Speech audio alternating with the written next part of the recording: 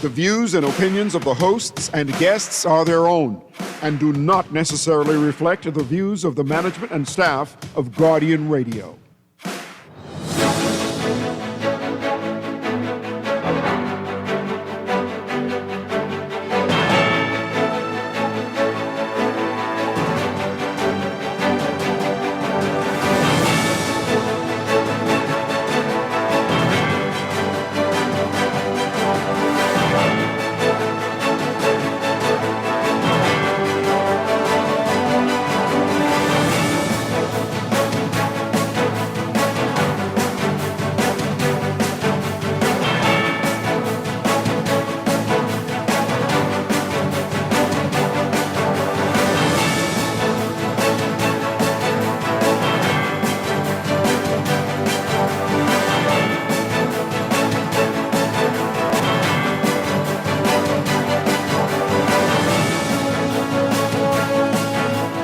Good morning. The election is set. It's May 12th.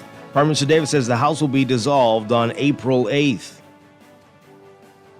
The PRD temporarily suspending voter verification to focus on new registrations.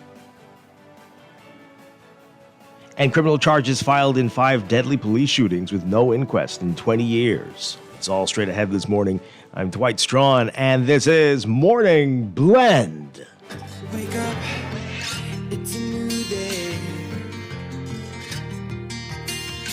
Wake up, it's a new day. It's the start of a new way. Don't you know that it's the start of the end of the old way. Wake up. Good morning again, Bahamas. It is Thursday, April 2nd, 2026. This is Morning Blend on Guardian Radio 96.9. Again, I'm Dwight Strachan. In a moment, Laverne Gardner will be joining us. Also this morning, we'll get a preview of the National Music Audition Concert that's coming up in a few days. And in business, a special edition of business on this Holy Week. We are talking about foods that you eat, Bahamian foods, hidden Bahamian foods that if you eat, you might be asking for forgiveness, some sinful undercover foods. We'll explain a little bit later. That's all ahead on this Holy Thursday. But first, it's time for the overnight, the latest breaking news from while you were sleeping, and the top national and international headlines this morning.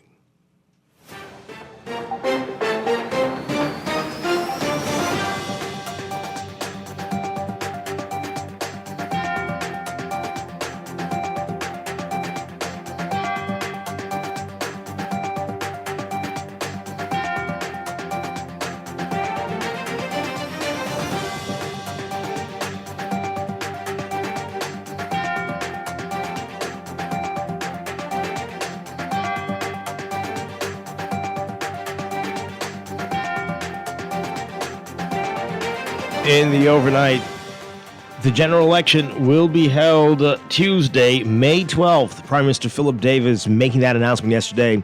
Davis says he plans to advise the Governor General to dissolve Parliament on April 8th, with the writs of election to be issued on April 9th. The Prime Minister noted that the voters' register will therefore close at the end of the day on April 8th, as he's encouraging those who still need to register or transfer to do so now. Prime Minister also reminding folks, the public, that if you currently hold a valid purple voter's card, your registration remains valid and there's no need to register again. It says the law provides that if you are on the current register of voters, you are entitled to vote. The election is being held 5 months before it was technically due. For months now, onlookers have predicted an earlier election, and both major parties have already ratified all their candidates and officially launched their campaigns. Meanwhile, amid reports of long waits for voter registration, Parliamentary Commissioner Harrison Thompson saying yesterday that the Parliamentary Registration Department will temporarily suspend voter verification services to focus only on registering new voters and processing transfers. He said this came after careful review of the current operations and that it was done to ensure that all eligible voters are processed in a timely and efficient manner, and that the Parliamentary Registration Department decided to temporarily suspend the voter verification services until after the general election. He said the full focus will be placed on facilitating new voter registrations and voter transfers so that every eligible individual has the opportunity to be properly entered on the register and assigned to the correct constituency. He says that as there is now a permanent voters register, only first-time voters need to register to be eligible to vote in the upcoming general election. Voters who've moved constituencies more than 12 months ago must also go in to transfer their registration. Those who've moved more than 3 months ago but less than a year ago can choose to vote in their old constituency or transfer, while voters who have moved less than 3 months ago must vote in their previous constituency. Despite media attention over deadly police-involved shootings, research by the Nassau Guardian shows that prosecutors rarely bring charges against law enforcement officers. In the past 2 decades, charges have been filed in just 5 fatal police shootings where an inquest was not held. Last month, Superintendent Bernil Pinder was charged with murder after he fatally shot American Cody Castillo outside the Plantation Bar in Brewer. The charges were filed after footage from cameras on the inside and outside of the Pike Corporation truck that Castillo was driving reportedly contradicted Pinder's claim that his life was in danger.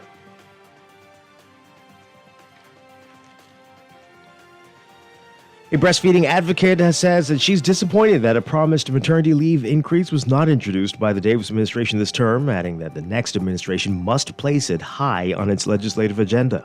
Nurse Trinika Hall, president of the Bahamas National Breastfeeding Association, is one of several advocates who've pushed for the country's maternity leave to be extended. Minister of Labor and Public Service Pia Glover-Roll told reporters in January the government planned to extend maternity leave from 12 to 14 weeks and introduce paternity leave. The minister did not give a proposed timeline for the changes when she spoke in January, even though in 2025 she said the labor law reforms would be rolled out that year.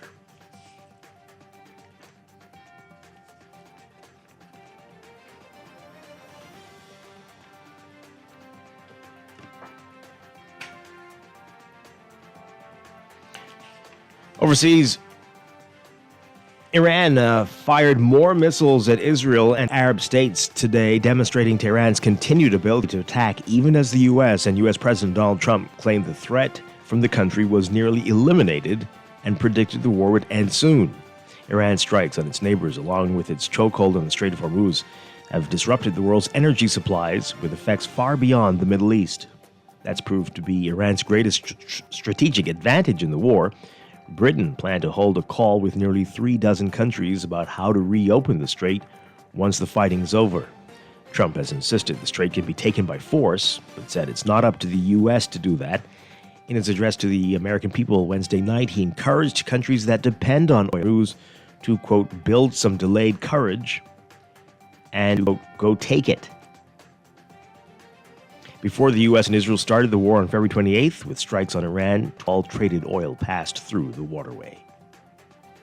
So Iran responded defiantly to Trump's speech, in which the American president claimed U.S. military action had been so decisive that, quote, one of the most powerful countries is really no longer a threat. A spokesman for Iran's military insisted today that Tehran maintains hidden stockpiles of arms, munitions, and production facilities, saying, quote, the centers you think you've targeted are insignificant, and our strategic military productions take place in locations of which you have no knowledge and will never reach. Just before Trump began his address, in which he said U.S. core strategic objectives are nearing completion, explosions were heard in Dubai as air defenses worked to intercept an Iranian missile barrage.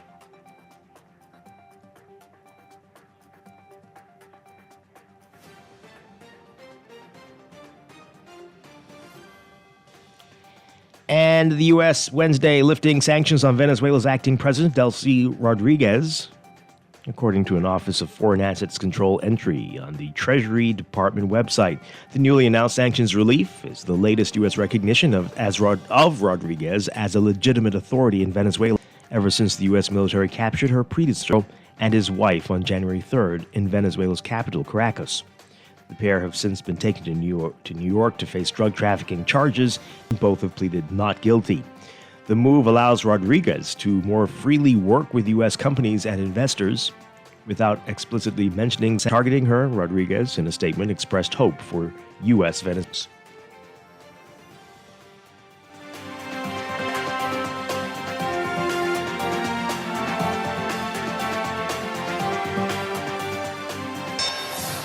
This is Sports Update.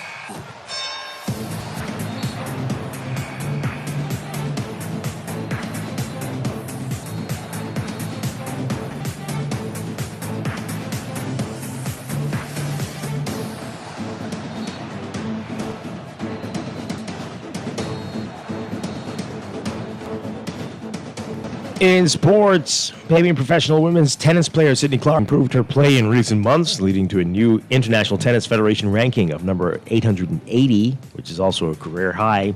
Her ranking improved following her performance at the 2020 ITF W15 tennis tournament staged in Santiago, Chile last week.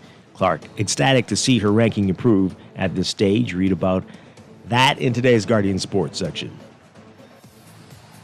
While the Santa Cruz Warriors won't be part of the National Association G League postseason play, Bahamian guard Franco Miller Jr. ended the regular season by posting a career-high 35 points against the Texas Legends at the Kaiser Permanente Arena over the weekend. Miller Jr. got active and pitched in a career-high 35 points, along with 5 rebounds and 5 assists and 4 rebounds, while shooting 54.2% from the field and 100% at the charity stripe in 30 minutes of action.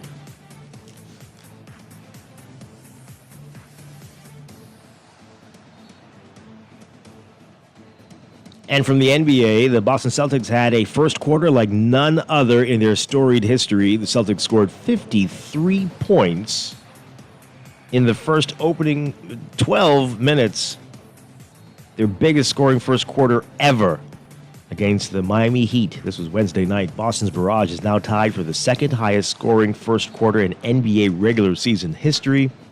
Golden State had a 55-point opening at Portland on April 9th, 2023. And Miami had a 53-point opening quarter against Charlotte on November 7th. The Celtics went on, of course, to win 147-129 after seeing what was a 27-point lead trimmed to 9 early in the fourth quarter before pulling away again in the final minutes.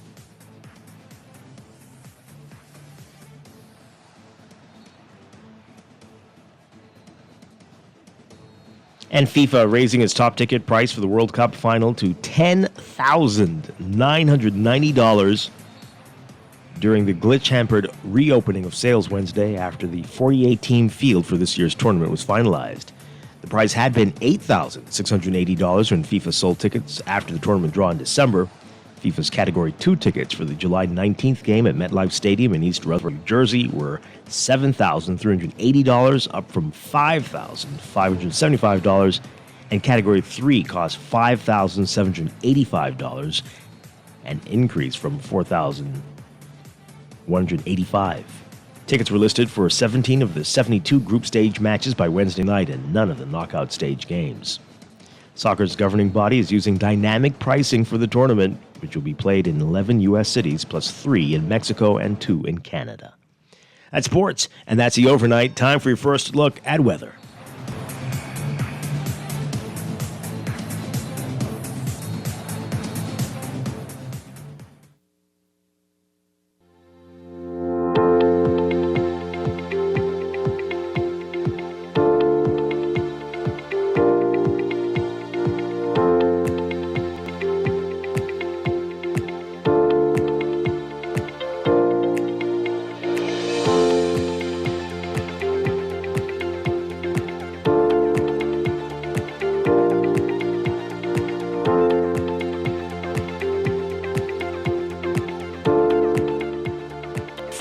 Your first look at weather brought to you by Star General.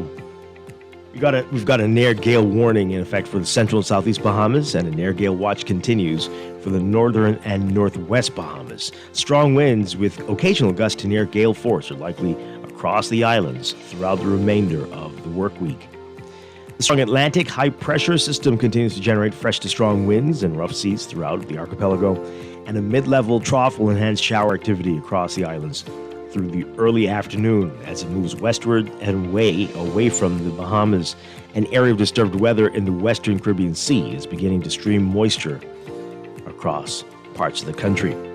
More on what we can expect for your holiday weekend coming up in a bit, but for today, there is a moderate to high risk of overtopping waves along seawalls and coastal roads along Atlantic exposed shorelines, and a marginal risk of coastal flooding remains across all other and eastern-facing coastal roadways, mainly in the central and southeast Bahamas, especially during high tide. Motorists are to exercise caution while along these coastal areas.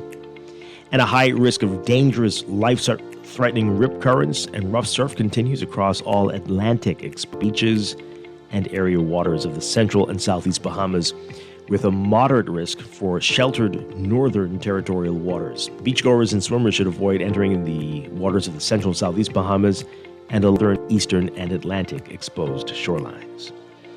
So for today, forecast for most areas, a mix of sun and clouds to even partly cloudy to cloudy conditions. But for the extreme northern islands, expect improving conditions with partly sunny weather by this afternoon, becoming fair to partly cloudy by tonight. A 20 to 30% chance of showers this morning for the extreme northern islands, improving to a 10 to 20% chance by this afternoon. Similar chances for rain for the rest of the northwest Bahamas, including New Providence, a 20 to 30% chance for showers this morning, improving to a 10 to 20% chance by this afternoon. Higher rain chances for the central islands, though, 30 to 50% chance of scattered showers this morning, but still improving to about 10 to 20% chance by later this afternoon. Temperatures, we are looking at highs getting up to around 82 Fahrenheit, 28 Celsius. Overnight lows tonight in the mid-60s for the extreme northern islands, upper 60s for most other areas, or low 70s. So between 20 and 22 Celsius. That's your first look at weather this morning. We'll have an extended outlook coming up in just a bit. Weather check brought to you by Star General Insurance Made Simple.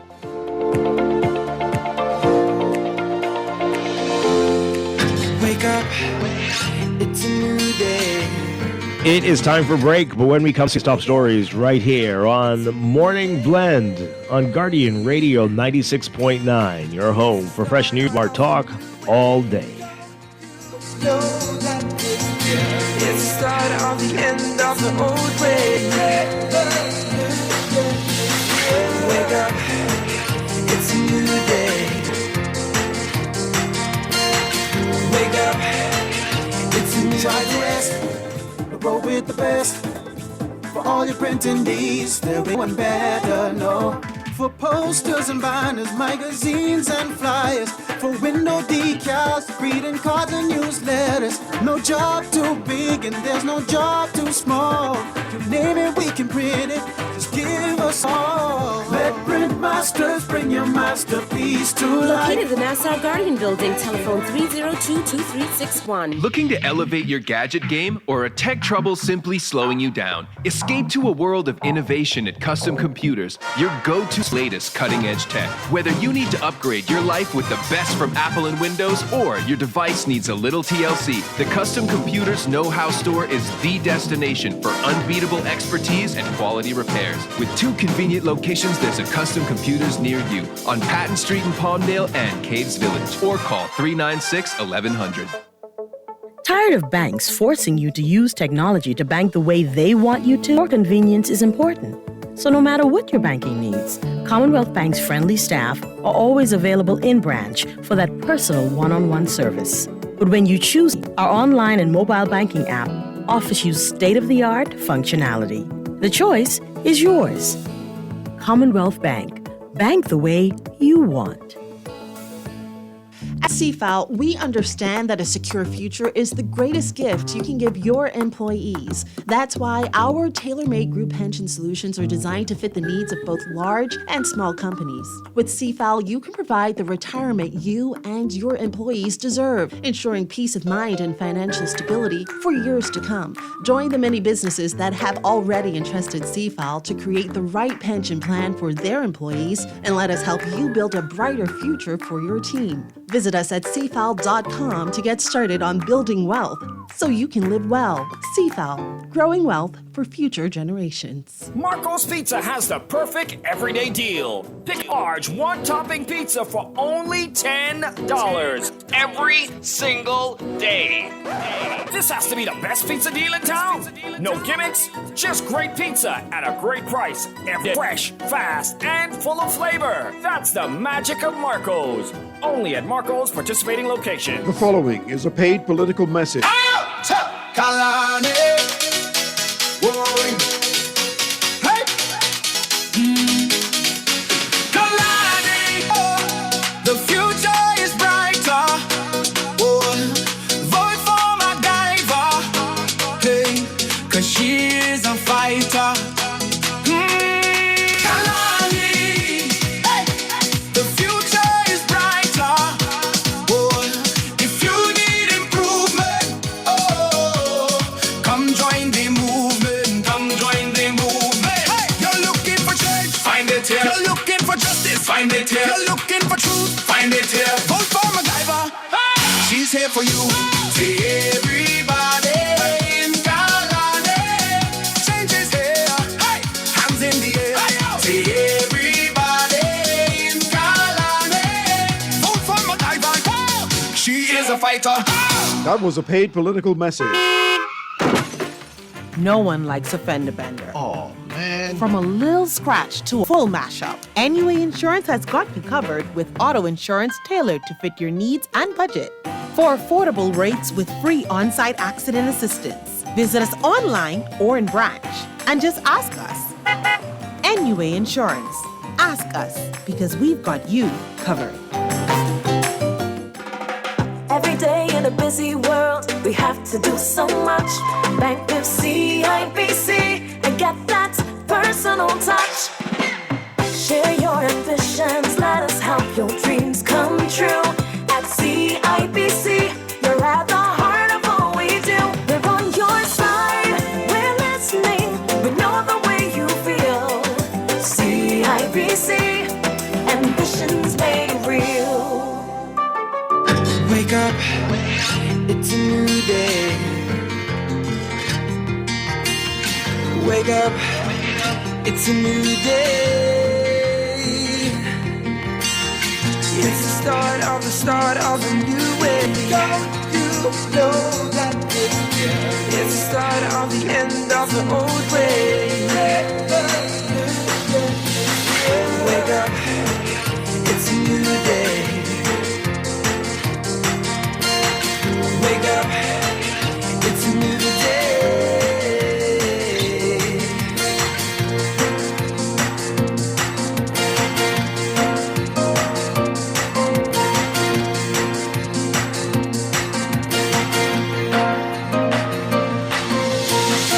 Wake up, it's a new day.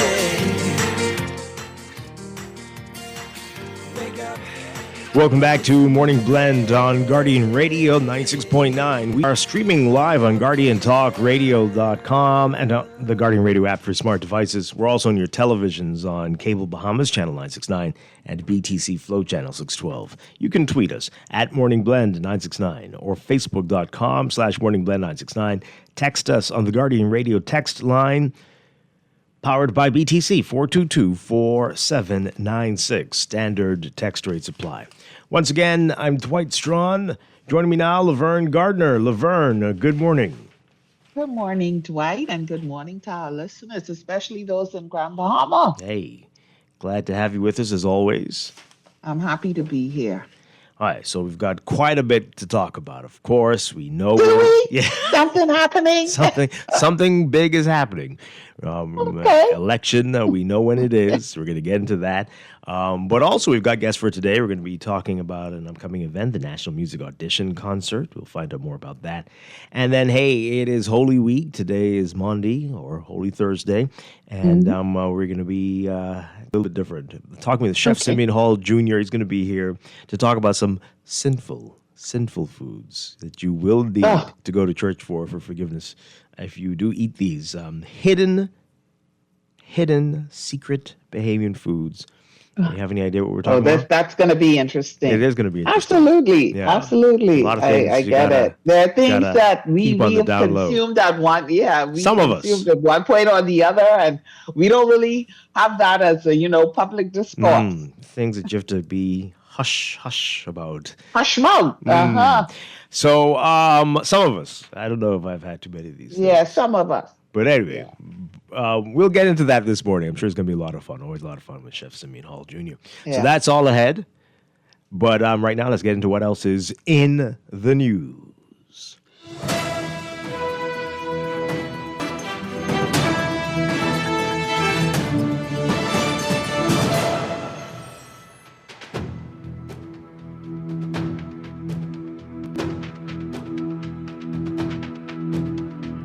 And in the news, election May 12th. We knew it was going to be in May. The signs were from last year. You could tell it was going to be something like that, May. But which date in May? That was the question. And now we know, May 12th. And next week, the Prime Minister will dissolve the House, which means you only have until April 8th to register to vote if you haven't done so already. And that is that a Wednesday next week, Laverne? April 8th is, yes, Wednesday. And of course, tomorrow's a holiday, Monday's a holiday. So you only have today, Tuesday, and Wednesday. So get to it. And again, the PRD, the Parliamentary Registration Department, has suspended verification. If you're already registered and you haven't moved, you didn't really need to verify, but it was nice. And if you wanted a biometric voter's card, they wanted you to come in to do that. But they're saying they have to focus on the transfers and the new registers, because you had quite a while to deal with that stuff. In truth. So, yeah, we're going to get into that in just a bit. There is another story in the paper that I just wanted to touch on because I'm not sure everybody's looking at this in the same way, in the way that they should be looking at it. But that's just my opinion. So there's an interesting investigation here from the National Guardian on deadly police shootings. And it's uncovered that criminal charges in the last 20 years have only been filed in 5 deadly police shootings with no inquest, right? 5 in 20 years. So RRTZ Davis doing this investigation, writing that despite media attention over deadly police-involved shootings, research by the National Guardian shows that prosecutors rarely bring charges against law enforcement officers. I think an asterisk is required here. Let's keep reading. In the past 2 decades, charges have been filed in just 5 fatal police shooting cases where an inquest was not held. According to Guardian research, right? Where an inquest was not held. Last month, Superintendent Berniel Pinder was charged with murder after he fatally shot American Cody Castillo outside the Plantation Bar and Grill on March 21st. The charges were filed after footage from cameras on the inside and outside of the Pike Corporation truck that Castillo was driving reportedly contradicted Pinder's claim that his life was in danger. Until then, a homicide charge against an officer of Pinder's rank was unheard of. All right, so again, and I think I've said this before on the show, police-involved shootings generally happen when the police are doing their work, right? Right. An off-duty officer who got into an incident that may or may have had nothing to do with his job is a different thing. That's to me, right? Again, I've said it before, we've heard it before. An off-duty officer stumbles on a crime or a suspected crime and gets involved. This is not what happened here, apparently, according to witnesses. Right. There was an altercation. And that was a private matter. Right. Dwight, I think, it's good for us to make the distinction, like how you've been saying, that this altercation happened between two individuals, one of whom I don't know if it's two, but a number of individuals, one of whom happened to be a police officer. One of whom happened to be a police officer. And was carrying his weapon for some reason. And was carrying his weapon. Maybe they can. I don't know. But it's important that we, make that distinction. This was not an officer. This was not an officer who was on duty, called to a scene. Mm-hmm. Exactly. Right. Or even an off-duty officer who tried to intervene in an altercation. Right. It doesn't appear that was the matter. Right. But anyway, here we go. Until then. And so it's the law that you can. So again, just trying to understand. Yes, police can carry. Mm-hmm. That's even if they're off duty. Some are allowed to do that. I guess maybe depending on the rank. Or whatever circumstances they're involved in. But it happens. It does happen. Okay. And yes. All right. So until then, a homicide against an officer of Pinder's rank was unheard of. In 2006, Corporal Nathaniel Charlo was charged with manslaughter in the fatal shooting of Duran Sharkey Bethel in Pinewood. Charlo claimed he was in fear for his life after Bethel allegedly tried to knock him down. The March 27, 2006 shooting was initially referred to the coroner's court. Following public outcry, Charlo was charged with manslaughter in October of 2006. He was acquitted of the charge in 2013. Wow. Bashal Dion Roll on December 22, 2007, at a bar in Bimini sparked civil unrest on the island, and the shooter, Corporal Aubrey Darling, had to be flown off the island for safety. He was charged with manslaughter several days later, but he was not tried until 2017. That happened in 2007, and he wasn't tried until 2017. 10 years later. My goodness. And what was the result of that? He was convicted and sentenced to 10 years in prison. Darling claimed that he was on patrol. He was on patrol when he stopped at a bar and encountered Roll, who was behaving in a disorderly manner. When he tried to arrest Roll, he reportedly resisted and pulled a knife. Multiple witnesses testified that Roll was unarmed when he was shot and killed. Now, again, that's a line of duty, in the line of duty. Right. But witnesses had a different story. Former Sergeant... As they did with this last one. And cameras. Oh, boy. Former Sergeant Jason Anderson was charged with manslaughter after Jarvis Burrows was fatally shot at Exuma on October 28, 2020. Anderson was fired and appeared in court 2 days later. A trial is still pending. 2020. Why? Why is the trial still pending? Why? In 2022, prosecutors decided not to hold an inquest into the November 13, 2021 shooting death of Danrico Carey in Nassau Village following a review of body cam footage. Officers Archibald Miller and Lee Dormius, Thomas Thurston Jr., and Kevin Greenslade Jr. were charged with manslaughter in Carey's death in February 2022. Months later, in June 2022, the charge against Miller, Dormius, and Thurston was upgraded to murder, and the charge against Greenslade was reduced to cause. Their trial is still pending in the Supreme Court. Okay.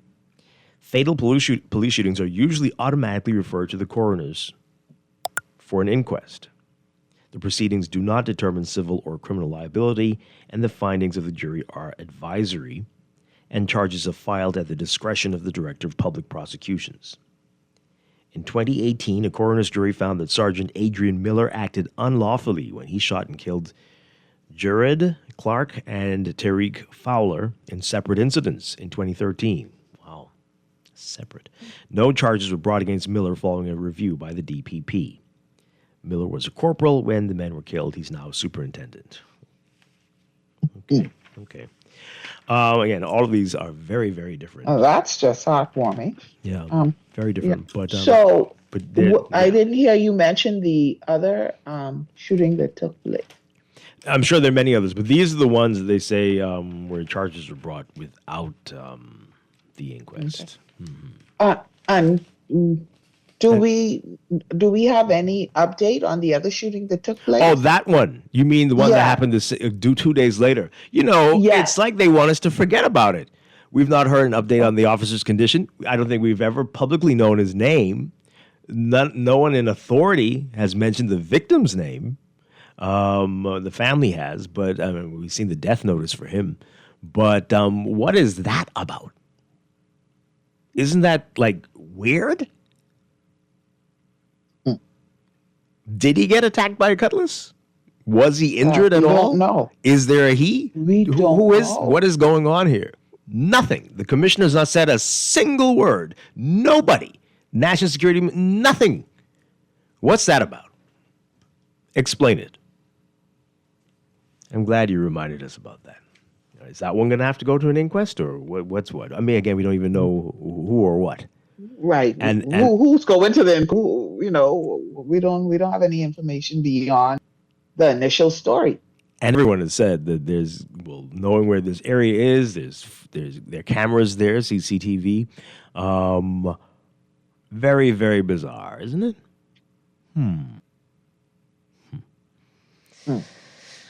Wow.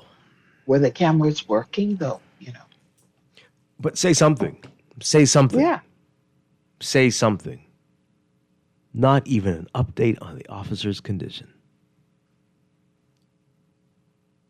Yeah, but I think we're supposed to forget about that one. Yeah. But perhaps that'll go to an inquest. And then the truth may come out.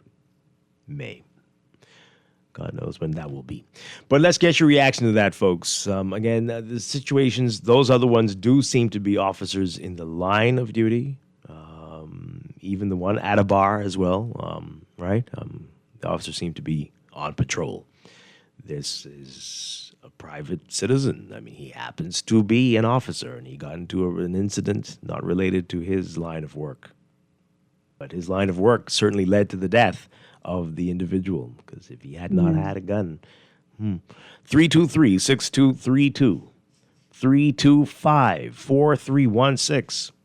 325-4259. Call us toll free, 242-300-5720. Tweet us, Facebook us, text us, 422-4796. Caller, good morning. You're live on the air. Hello? Hi, good morning. Good morning. Morning. I have a question about the proposal from Michael Pintard with the $200. I don't know what you're talking about. Were we talking about that? We don't do random, just talk whatever you want to talk about on this show. Okay. 323-6232. 325-43. Talk about what we were talking about, please. 325-4259. The what? This is an open Friday? We don't. I've never done an open anything. You've never. Most closed person. You're too controlling. Yes, that's right. I have a severe problem. Controlling. Severe problems. 200. Man. Anyway, better call him about that. 242-300-572. 572. What is this? He had a question, Dwight. I can't answer that. Can you? No. Is it related to police officers and who carry guns and shoot people? No, maybe that's what the people want to talk about. And he was just that's part of the problem right now. Every time indicating that this is what we want to talk about. This holiday weekend, you better go and ask around. Hello, folks. Any of you off-duty officers in here? No? Yes? Yeah. Okay, I'll sit down. Just check it. Just check it. Too controlling, Dwight. Caller, good morning. You're on the air. Good morning to both of you. Hi, good morning. Good morning. Dwight has to be controlling. Yeah. Yes, I'll run away with the program if he doesn't. Yes, that is true.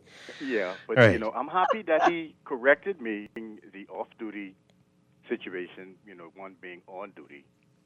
So that does make a whole lot of sense in reasoning. Well, again, in the cases we've highlighted here in the paper, most of those were on duty, or even if they were off duty, it was a different type of scenario, right? Yeah. Yeah. Yeah, but now when you look at the fact that one has gotten more attention than the other, I could dig myself into a ditch and you would definitely shovel me out or put more dirt on me. The thing is, maybe perhaps one involves a foreigner and the other. I mean, see, that's what we're going to jump to conclusions on, right? Because is that the only reason why this is getting more attention? Or is it Maybe something not. else? It could be something entirely different. Else, but that's the conclusion I came to. Yeah, and most people will, I suspect, unfortunately. Unfortunately. But Dwight, I did some research on the reason why political leaders call it, but that's not what you're talking about. Not yet. We're going to get to that in we're going to get to that in just a moment. I just wanted you to react. 'Cause I know if we started with the election, we'll never get to this. Yeah, we'll never get to anything else. But you tell us your theory. And again, do you call this an early election? I mean, well, I looked at the tension that has been risen over the previous administration when COVID was around, and I figure, if I was prime minister, hey, if this thing gets worse, I probably would be slaughtered during an election. And so let's call it early. In this situation, you see the oil crisis, which is causing tension, kind of travel less, and that's going to have an effect on society. And I could show you an indirect relationship between this oil crisis and the rising of crime coming up next year. okay, so I don't crime. Anyway, but here, before you go, in May from late last year. Yeah. So I don't know about that one. I don't think, unless he knew what Trump was planning to do. Well, sometimes they do share intelligence. Okay. All right. Sometimes, sure. Thank you very much. Appreciate that. Before we move on to election talk, 323-6232, 325-4316, 325-4259. This text here. I wish that the National Guardian would investigate how many times the Auditor General has publicly shown crookery in the reports, but not a single person is ever held responsible. I will never vote in this corrupt country. You all go on and waste your time on May 12th. My goodness. Okay. Well, the answer to that is we don't know. Every single time there's an Auditor General report. So, yeah, that's a lot. We use the term off-duty officer, but really a police officer is never off-duty. Okay. We can say his shift has ended, but if an officer encounters a situation and he fails to act even after his shift has ended, he can be charged with neglect of duty. Saying an officer's off-duty is like saying a doctor's off-duty. I hear you, and that may be true, but again, this was not an officer attempting to correct a crime or to intervene in a crime. An officer who was not on a shift. Fine. Again, he wasn't trying to prevent a crime. Mm-hmm. Allegedly, it seems. Right. So, right now, according to eyewitnesses and camera footage. Those other officers claimed they were acting to curtail a potential criminal or suppress or prevent further criminal activities. This one doesn't fall into that category. It seems. Yeah.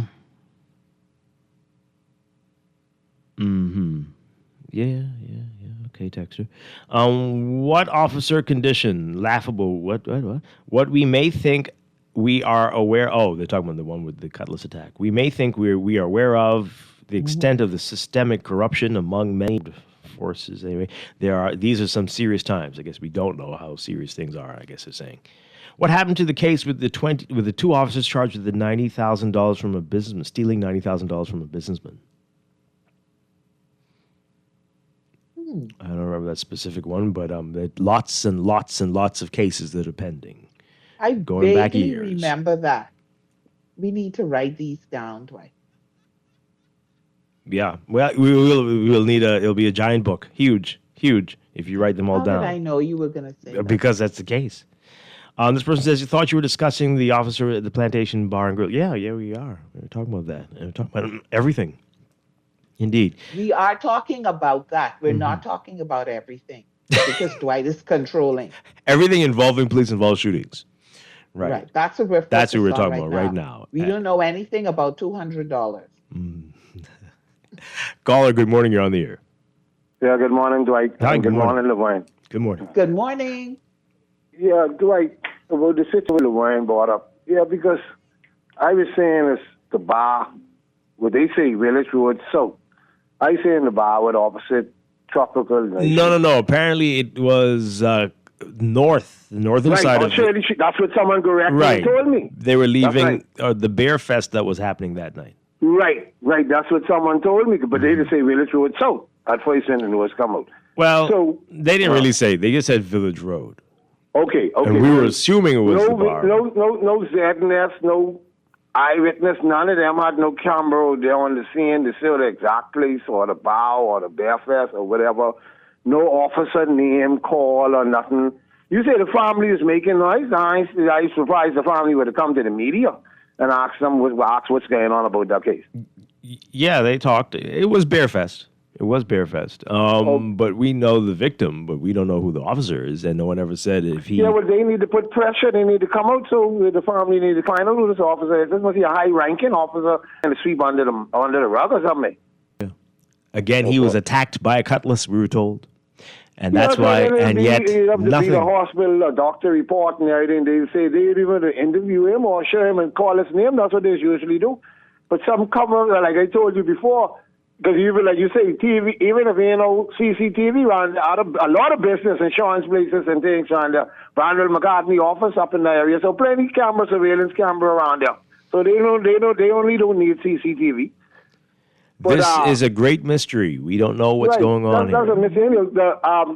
Candidate James need to do some investigating, reporting on that, and go dig up in that and see what's happening with that. Yeah. But the bell, talking about the bell ring, and I ever saying me, because someone asked me, Bodie's asked me on his show one time, and I would say me, because the PLP loved to have election in May. You remember when Perry Christie had election on the defense course on the Way Street, the Flamingo? Yes. Yeah, they loved that, and then they had it on May 9th before, and it's been 7 or so like that. So the PLP loved to have election in May, so I know it's going to be May. And then you all have a happy Easter, man. Enjoy your Good Friday, and your Easter Monday, and the hot cross buns and the goggle eyes. All right. Thank you very much. Appreciate it.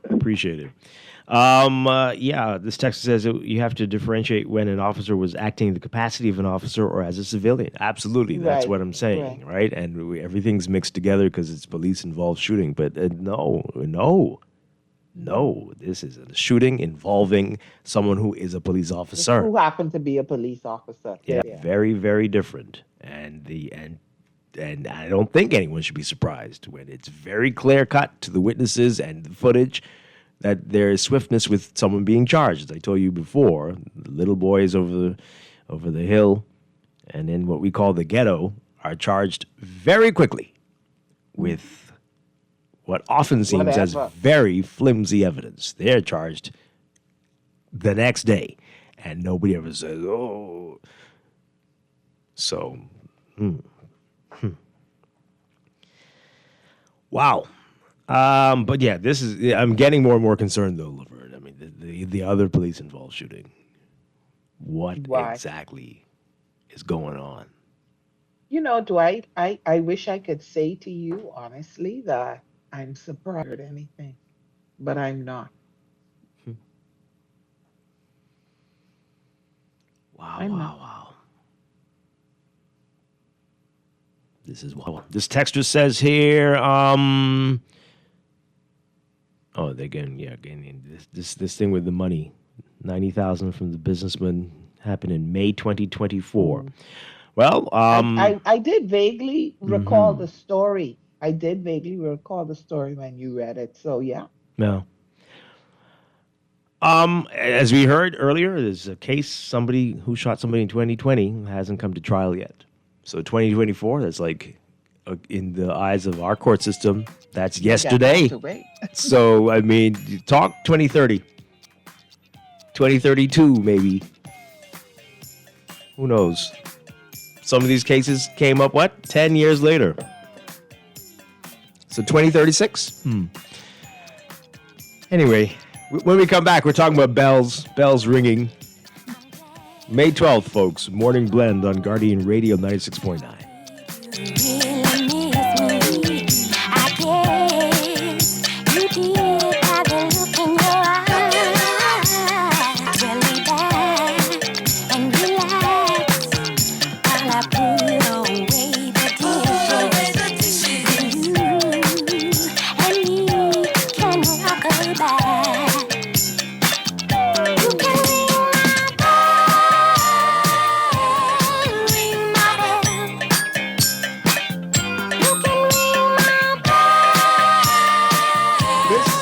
Guardian Radio 96.9 FM, streaming on GuardianTalkRadio.com and the Guardian Radio app, Nassau, Bahamas. Welcome back to Morning Blend on Guardian Radio 96.9. We are streaming live on GuardianTalkRadio.com and on the Guardian Radio app for smart devices. We're also on your televisions on Cable Bahamas, Channel 969, and BTC Flow Channel 612. You can tweet us at MorningBlend969 or Facebook.com/MorningBlend969. Text us 422-4796. Standard text rate supply. And now at 8:20, it is time for another check of your weather for today. Brought to you by Sherwin-Williams. So here's what's happening. We've got a near gale warning that's still in effect for the central and southeast Bahamas, and a near gale watch still in effect for the northern and northwest Bahamas. Strong winds with occasional gusts to near gale force likely for the rest of this week. So that strong Atlantic high pressure system continues to generate these fresh to strong winds and rough seas throughout the archipelago. A mid-level trough will enhance shower activity across most of the islands through the early afternoon as it migrates westwards and away from the Bahamas. But an area of disturbed weather in the western Caribbean Sea is beginning to moisture across the area. So, as we head into the holiday weekend, a brief dry spell is expected early Friday as high pressure remains the dominant weather feature. But the mid-level disturbance in the Caribbean Sea is expected to move north and strengthen over Cuba before entering the western Bahamas by Friday afternoon. So this is going to be short-lived. That disturbance is expected to increase cloud cover and raise the likelihood once again for showers and thunderstorms beginning Friday and continue into early next week. Another frontal system may enter the forecast area late Monday night into Tuesday morning. So ahead of all that for today, we are expecting a moderate to high risk of overtopping along Atlantic exposed shorelines, and there's a marginal risk for coastal flooding for all northern and eastern facing coastal roadways, mainly in the central and southeast Bahamas, especially during high tide. And motorists and residents are urged to exercise extreme caution while along these areas. There's a high risk of rip currents as well, dangerous life-threatening rip currents and rough surf along Atlantic-exposed beaches in the central and southeast Bahamas, and a moderate risk for sheltered areas, sheltered northern areas. Beachgoers and swimmers should avoid entering the waters in the central and southeast Bahamas, along with northern, eastern, and Atlantic-exposed shorelines. So quite a lot to remember for this weekend if you're planning to head to the beach. You might want to rethink that. So for today, we've got anywhere between a mix of sun and clouds to partly cloudy to cloudy conditions, depending on where you are. But in any event, you've got slightly elevated chances for rain across the northern half of the country, 20 to 30% chance this morning, improving to about 10 to 20% chance by this afternoon. For the central islands, it's a 30 to 50% chance of showers this morning, becoming a 10 to 20% chance by this afternoon, and only a 10 to 20% chance of showers for the southeast Bahamas today. But we're looking at high temperatures getting up to around 82 across the country. Overnight lows in the mid to upper 60s to low 70s for the northern half of the country, upper 60s, low 70s for the central and southern Bahamas. For the all-important holiday weekend, Good Friday, tomorrow, partly sunny conditions expected, turning increasingly cloudy by later in the day, and expect partly cloudy conditions into the night. Slightly elevated chances for rain again for the central and southeast Bahamas, especially in the afternoon. By Saturday, a mix of sun and clouds for the northern and northwest Bahamas, becoming partly cloudy at night. Mostly cloudy for the central and southeastern islands, with possible breaks, but you've got a 40 to 60% chance of showers with thunderstorms for the central and southeast Bahamas Saturday. By Sunday, we're looking at partly cloudy conditions for most of the country. Only the extreme northern islands will be partly sunny, turning mostly fair at night. Rain chances up to about 30 to 50% chance for the central and southeast Bahamas. And on the Easter Monday holiday, a mix of sun and clouds for most areas, some gradual clearing throughout the day for the central and southeastern islands. Still, the rain chances increase for the northwest, central, and southeast Bahamas up to about 30 to 50% chance of showers with thunderstorms, but that should fall off by nightfall. That's your holiday weekend outlook, and that's your morning blend weather check brought to you by Sherwin-Williams. If you're ready to refresh your space, head to your local Sherwin-Williams for premium paint, pro tips, and everyday deals that make it easy to get started.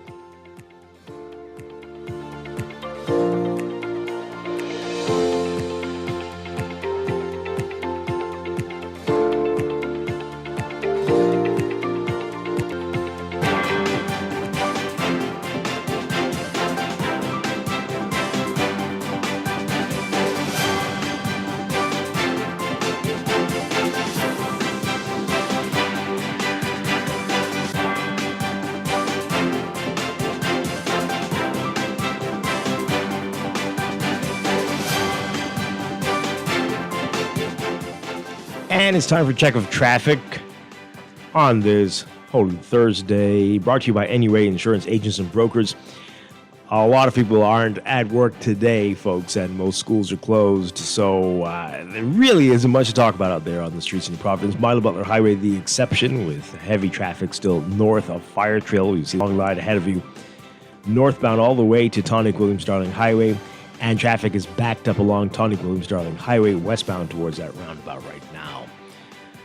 Otherwise, just a few cars ahead. Points like Blue Hill Road near the roundabout with Independence Drive. If you're heading northbound over that hill, always that scenario there. As you get closer to Blue Hill Road, and that's mainly eastbound right now. Even Robinson Road looking pretty good for you at this hour. So don't get too used to it. That is your real-time traffic and your morning blend traffic alert, brought to you by NUA Insurance Agents and Brokers, your partner for smart motor insurance and advice that puts you first. Whether you're at home or on the go, getting an instant motor quote is easy. Give them a call or visit your nearest branch or log in anytime at nuainsurance.com.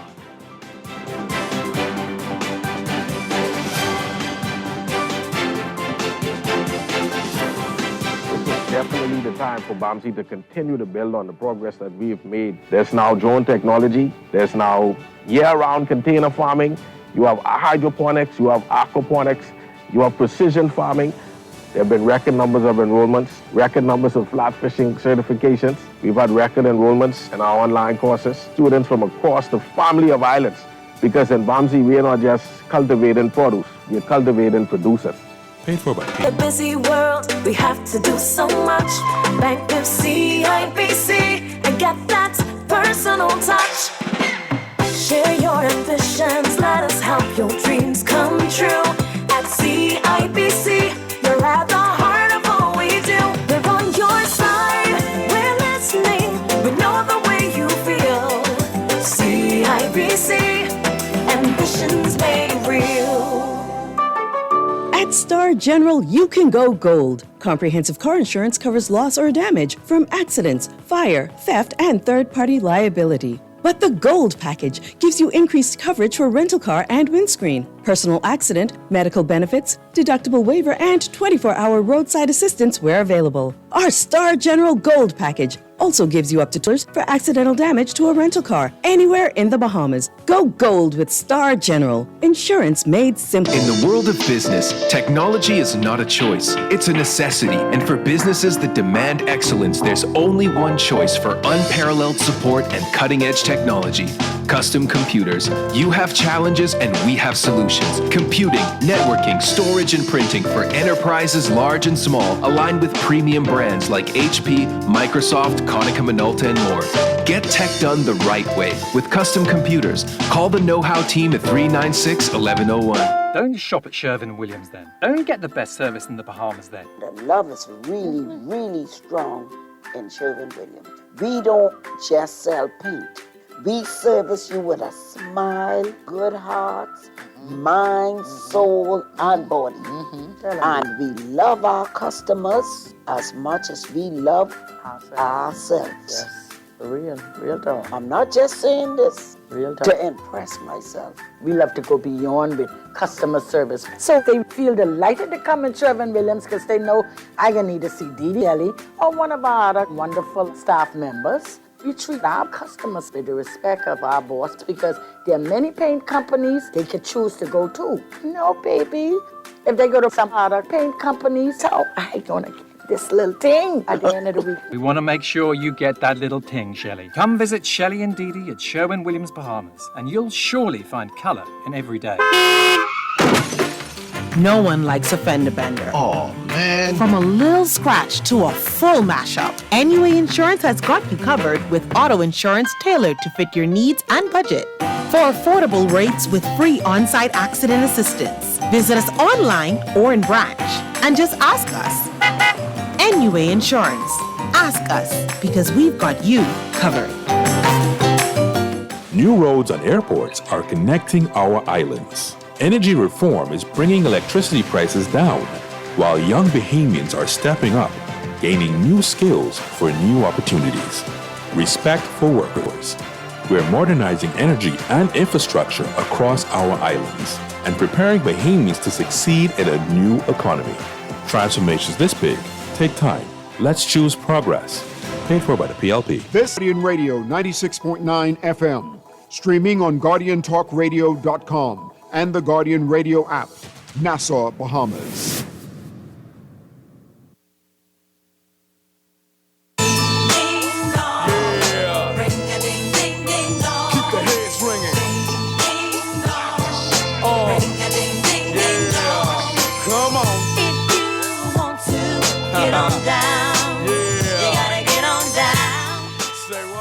We are back with Morning Blend on Guardian Radio 96.9. Keep their heads ringing. Is the bell's been rung, or is it you have to wait till the House is dissolved to say that? Has the bell been rung? We know when the election is going to be. So, Laverne, which one is it? We know when the election is going to be. Okay. Welcome back to Morning Blend, folks. This is Dwight Strachan along with Laverne Gardner. May 12th will be the general election. Prime Minister says the House will be dissolved on April 8th. And that is next week, Wednesday. And so we'll have about a month, although it's been many months of campaigning, but a month of what we normally expect during this time, rallies and lots of parties, motorcades, T-shirts, lots of drinks, vitriolic speeches. It's like our carnival type thing, hey, I guess. Yes, name calling, dancing, songs, jingles. Pointing fingers and making fun and exaggerating. And in the midst of that, I want to encourage our people to really think about how you vote. And where you place your vote and what it is that you want for this country, want for unity, want for your family, for you. Yes. So you want them to think about that, and then they will immediately think about the contracts they want to get and who will help them to facilitate that. That's Dwight, because that seems to be the only reality, folks. That these people. Well, I am hoping and believing that that is not the only reality, and that we do have people out there. I know we have. Yes, there are going to be some people who are thinking about what's in it for me. What contracts am I going to get? What contract is going to be renewed? And which board seat you can get? What board seat? Oh Lord, I hope. Whatever, because I don't know how to explain, blah, blah, blah. But there are people also out there who aren't just thinking about things like that. They are thinking about, like I said earlier, this country, where we're headed as a people, their community, and things that they want to see happen. And so I'm talking to those people, and I'm saying, make sure that if you have the opportunity, that you ask the hard questions. Don't get carried away with the catchy songs and jingles, because mind you, let's be for real, some of them are really catchy. Find yourself humming them, and maybe that's not even the party you support, but it's catchy. But don't get distracted even by that, and distracted by, rallies, and it's all hype and haha. Listen for content and really take it seriously. That is extremely important. I'm just curious. Do you think? I mean, I know people mention it all the time. I love that slogan. I love that catchphrase. I love that jingle. But I mean, do we really believe there are people out there solely on that? No. Okay, we think don't believe anybody that. is going to the polls saying, "Listen, I didn't know who to vote for, But I know when this I heard name that because. jingle." Oh Lord! Can you imagine if that does happen? Oh, I wow. think the jingle just, maybe reinforces who you were already deciding you were going to vote for. And to all of those people out there who are campaigning, all of the leaders of the parties, let's try to stay out of the mud. Even if you were in the mud earlier, let's get up out of the mud. Get up out of the mud, wash yourself off. Okay. Because I can not tell enough you soap. for me, Not enough soap. Not enough water for that one. For some of these I folks. can tell you for me, Dwight, as a voter, as a person listening, I am, and it may not be fair, but I am completely turned off when we always in the mud. If you always in the mud, I can't get behind you. I'm sorry. But we already heard weeks ago various current MPs and candidates talking about garbage cans and dirt and this and going deep and diving into the. Brace yourselves, and I love what you said, Laverne. It's beautiful, but brace yourselves. I know that was going to be the biggest one ever. 4 weeks. Is it 4? 1, 2, 3, 4. About 5 weeks of 5 weeks. 5 and a half. insanity. Insanity. It's Well, going you know to be what? We have a wild. responsibility to raise above, for us to stay above the fray. So We have got to. But it's going to be unbelievable. to stay above the fray. I don't entertain conversations that have to do with, all of that. Well, we will see. We will see. Well, we know that we're going to try our best here on Morning Blend, and I believe most of our shows on Guardian Radio will do the same. But this is going to be Just remember, very wild. to our listening public, if you're calling into Morning Blend, make sure you stay on topic, because listen, Dwight just Yeah, especially over the next 5 weeks. Dwight does not allow you to stray. So make sure you stay on topic. Or very quickly present a reason why it's related to what we're talking about at that moment. Okay, so let's get into this. Let's get your reaction to it. The Prime Minister's announcement. Call back and tie the $200 into ringing the bell. Call back and say, when I think about the Prime Minister calling the election for May 12th, it brings to mind, and then that's how to bring your point in. Right, because that might be a range course and try something different. It might be 323-6232, 325-4316, 325-4259. Call us from the Family Islands, 242-300-5720. Tweet us, Facebook us, text us, 422-4796. Caller, good morning. You're live on the air. Good morning, Dwight. How you doing? Doing well. Good morning. Good morning to the lady from the north. Good morning. Dwight, know something? It's amazing that you speaking about the topic, eh? I watched the Fox News last night, and the president, vice president, J.D. Vance, they created a whole new ministry for Ford. So, whole new ministry for the same thing you're talking about now. See, the people in the Bahamas, they do this thing because they know they ain't going to jail, right? And my thing is this, right? You see, the higher you are, right? Let me use as an example. A prime minister, secretary, these smart people, they run this ministry. If they get caught doing something wrong, 15 years. A cabinet minister, he can get them doing something wrong, 40 years. See, Dwight, and take everything Dwight be doing for us in this country. What these politicians do understand is now, thank God for Facebook and Twitter and all these things that you're saying. Our eyes wide open and Dwight, and I can say that everybody who having it closed, send the money back to church, please. park our cars, send the money back to church. That's law, Dwight. That's law. These people in this land, these are taxpayers' money. Simon Wilson, if you can't do that, resign, man. I'm trying to take my call, Dwight. Okay. All right. Thank you very much. Interesting stuff. Continue to call in. Let's hear from you. What do you make of this election? Do you think this is the right move? May 12th, he did. I think we know why prime ministers like the election in May. You're not stuck with the previous administration's budget, and you get to come in. You don't have much time, but you get in time to craft something that you can work with for supposedly 5 years.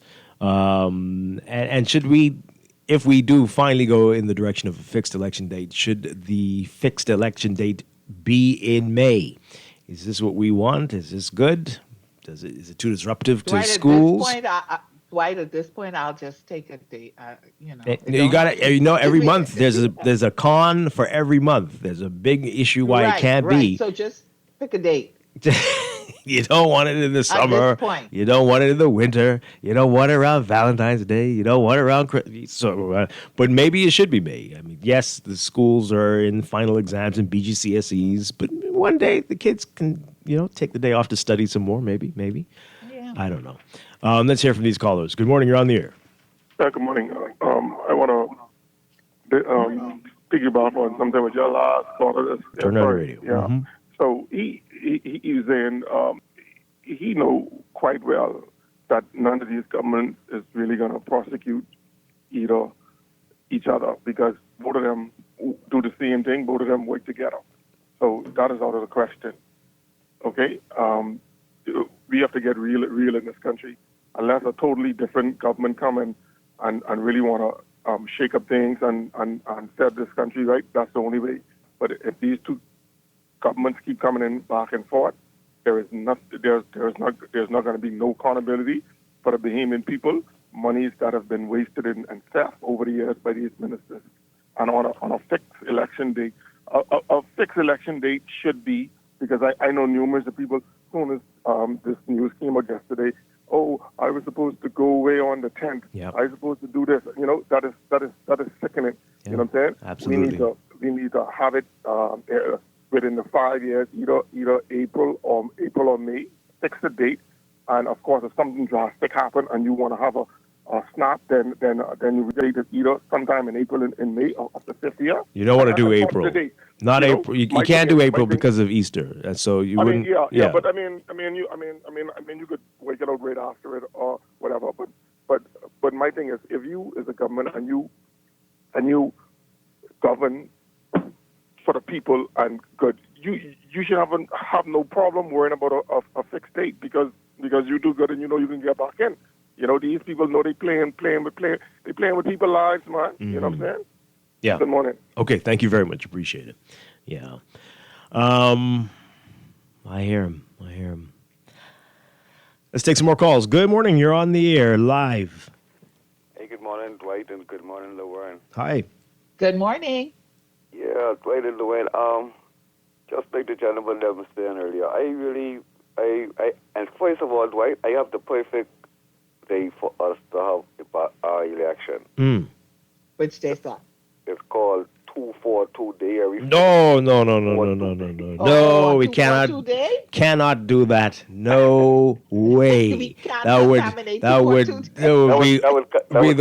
the 242. Oh my gosh. And a day of people crying and like jumping off buildings? No, we can't have that. All right. No. Okay. Well, we can keep that apart. But yeah, I'm also in agreement on a date that but we need to find that date. I don't know if May is a good time, right? Because it can put too much pressure on a new government coming in. When it relates to the budget, the new budget, it is an advantage on the on the government that is in power. But if a new government coming in, and I believe that can cause some type of pressure for them, right? So we definitely need to look for a date that we can have this event.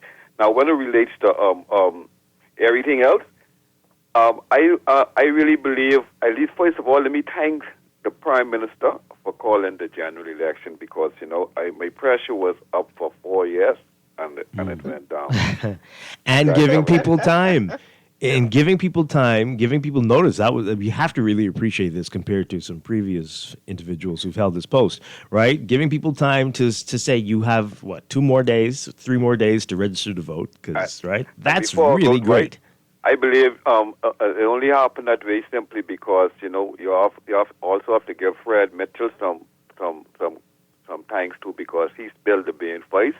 And then the Prime Minister just had to come out. What did he say? What beans did he spill?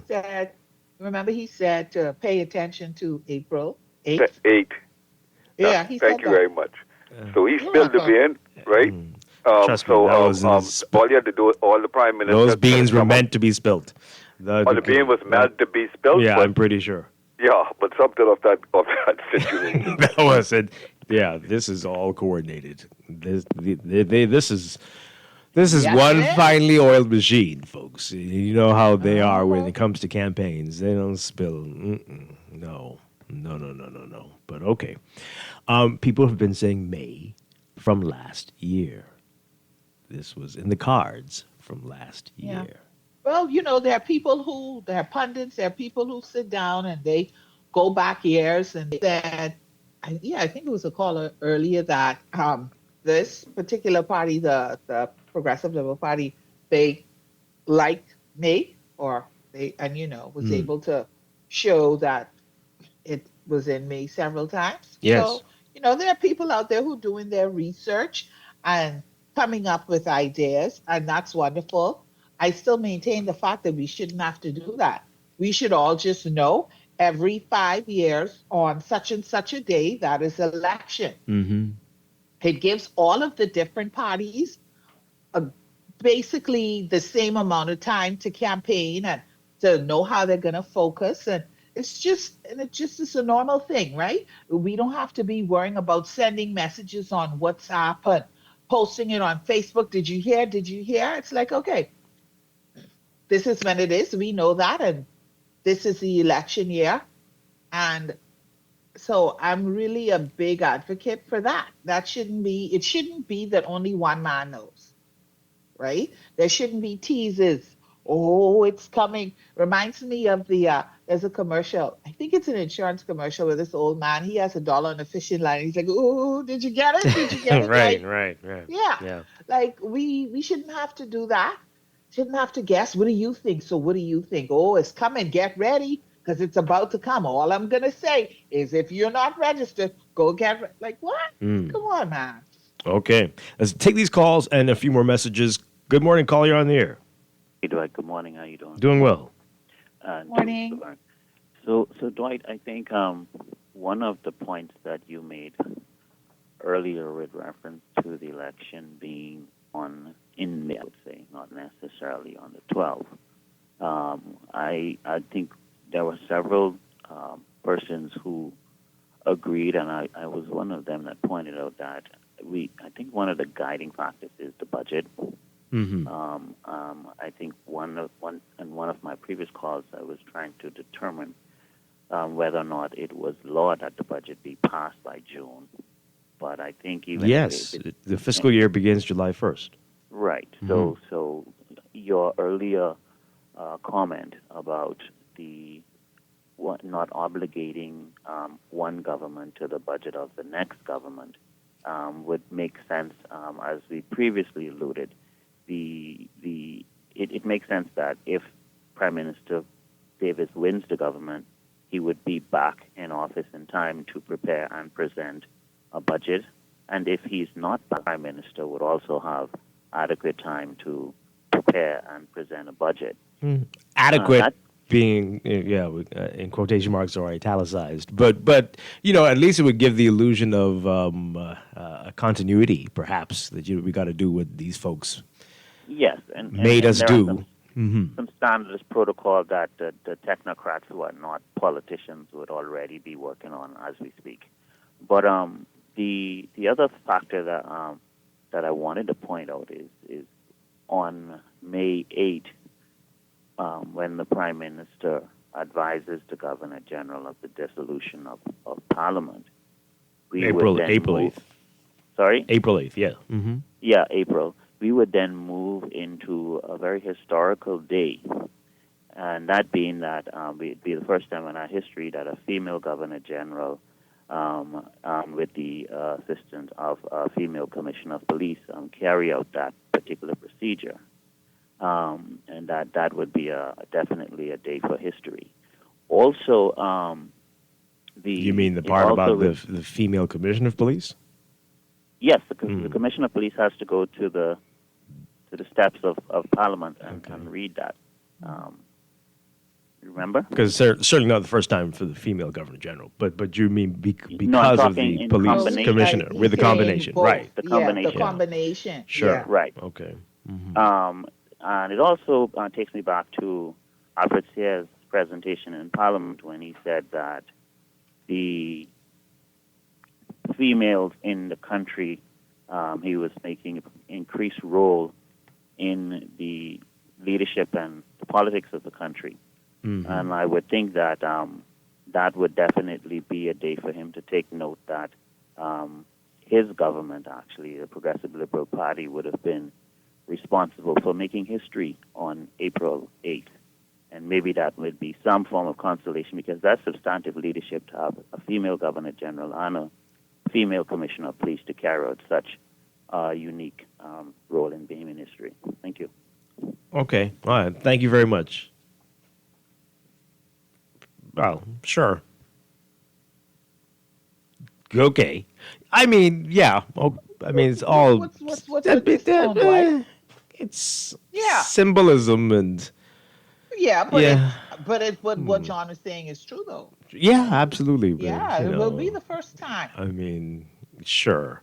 Okay. Great. I don't like that. I mean, what do you mean by all of it's that? just symbolism. Sure, it's the first time. It's beautiful. But, I mean, it's not. Let's move on. Caller, good morning. You're on the air. Good morning. Good morning. All right. I don't know how Dwight is doing. Just want to say one or two quick things. Question. One of the main purposes for having a set date for election is obviously for persons to be more organized and not procrastinate, I assume. Is that right? Procrastinate in what way? Meaning procrastinate to register, do all the things that are necessary, having advanced knowledge and notification to... I wouldn't say... I mean, I'm sure that would benefit some people, but so that people cannot be caught off guard and can plan their lives. You can know when... Some businesses are not doing things right now because they're waiting to see the outcome of the election, or they don't want to make a big decision because let's just wait till this season is over. So a lot of people are living in limbo or in pause right now, and that has paralyzed the country. It's only going to get worse over the next few weeks. Okay. Well, the reason why I asked that question and is... people can't make travel plans. People can't take vacation. You know, you're just waiting. Is he going to call it this month or next month? I don't know what to do. Well, one of the reasons why I asked that question is because I did a little bit of research on countries that have actually fixed elections globally. And one of the biggest factors they use as a guide, and the reason they assume for having fixed elections was due to the fact that people's procrastination and the ability for people to not procrastinate. But one of the interesting things the studies showed... Procrastinate for what? Procrastinating, meaning that how persons like last-minute planning. In other words, or carrying out a last-minute... I mean, that really shouldn't be anybody's concern. Who cares about those people? I mean, that's not what a fixed election date is about. It's not about that. I understand that to some extent. But what I was saying to you was that it was determined with fixed elections, one of the biggest issues that those places are experiencing is that people still come late to do those things, even with all the advance notice and all the other things. They're still coming in late. Okay, well, again, it's not about that. Many other Caribbean countries as well. If they want to be stupid, that's their business. That's not what fixed election dates are about. That's not what it's about. Caller, to your point, I was about to say, I'm going to allow you to make your point. I was about to say, fixed election date or not, we're going to procrastinate because that is what we do. Right? Correct. So, right, Yeah. we do that whether Right. we have a fixed election date. So for us, Right. and I understand you're saying that was, what you found during your research. For us, I don't think that eliminating or trying to minimize procrastination can be one of the reasons why we have a fixed election date. And if Because it is, we it should know be our at the people. very We, bottom of the list, or yeah, a because we PS. know our people. PS, we might be able to deal with this. Yeah, When we know that stuff is in no advance, way. we still procrastinate and wait till the last minute, and then we're in there complaining, these lines so long. Well, Yeah. they need a better system. So that, but I think Take though that it's out of your important. mind. Yeah, That is I not what think fixed election dates are about. Not at I think all. it's important for us to know, like the other points that we were making. There are literally people who I know of that are in limbo about certain decisions Yeah. regarding their business, It's regarding the things that they're crazy. doing. They said, well, let's wait until we know when election is. There are hiring freezes all over the country. And the longer it drags on, the longer the hiring freeze is. And there are people who, I remember a previous election, it was months because of so much speculation. I think it's going to be soon. And people weren't hiring for 6 months. We got to wait till this I is know over. I'm in a youth leadership development program with Chicago, and we normally do a corporate tour. We do one in Grand Bahama, one in New Providence around this time, and we were just like, this is an election year. We're not sure when election is going to be called. Let's see. Let's wait. We are literally waiting. We were waiting to get those dates because, of course, we had to also factor in the students who are involved have exams, Easter Yeah. break. But for us this year, when election was going to be called, was a deciding factor for us to Absolutely. say, let's Absolutely. wait. There are And people then who I some guarantee companies, you. are also in limbo. So reaching out to them and saying, well, we want to come and do a corporate tour now, you know. Yeah. There are people who, when they heard this date, because they have something planned, they're going to be out of the country, they probably won't be able to even do the early voting on what do they call that thing? The early election thing. This is a real The issue advance poll. They won't be able to do it yeah. This is a real issue for Mark. for He for has- for your husband. Yeah, because they already have this work he has to travel. Outside the country. So outside of the Yeah. country. And so he won't be now able to he vote? has to figure out, right, he has to figure out, am I allowed to do the advance poll? What, so this is one of the things that he's now having to check into today. Yeah, exactly. So this is why we can't continue with this nonsense. People's lives are disrupted when an election is sprung on them, and this is the date. Like, oh boy, I already have that cruise planned. And I Already. can tell you for him, he can vote. like listen, Yeah. you don't have to, you say it's your civic duty. He got that. He got that part. But for the people who want to wait till the last minute, that is not our concern. That's your business. If you procrastination. want to be a clown, you go right ahead and do it. Fixed election date is not to help you all. So let's stop that type of It's not for the procrastinators, No. because procrastinators will They still procrastinate. will procrastinate. So we could drop that right now. Not about that. Not about that in any way, shape, or form. These texters are saying the government will be voted out. Oh boy, because that's what Bahamians do. They vote out governments. We haven't always done that, texter. We don't know. I do think if that happens, then we might be able to say, we might just even need to stop this. Just say, hey, y'all got 5 years, make the most of it, because after that, we put the other ones in. Really save a lot of money. Do your thing, and then it'll be their turn. Really and truly, every government only has 5 years. They're saying there's no salvation in sight.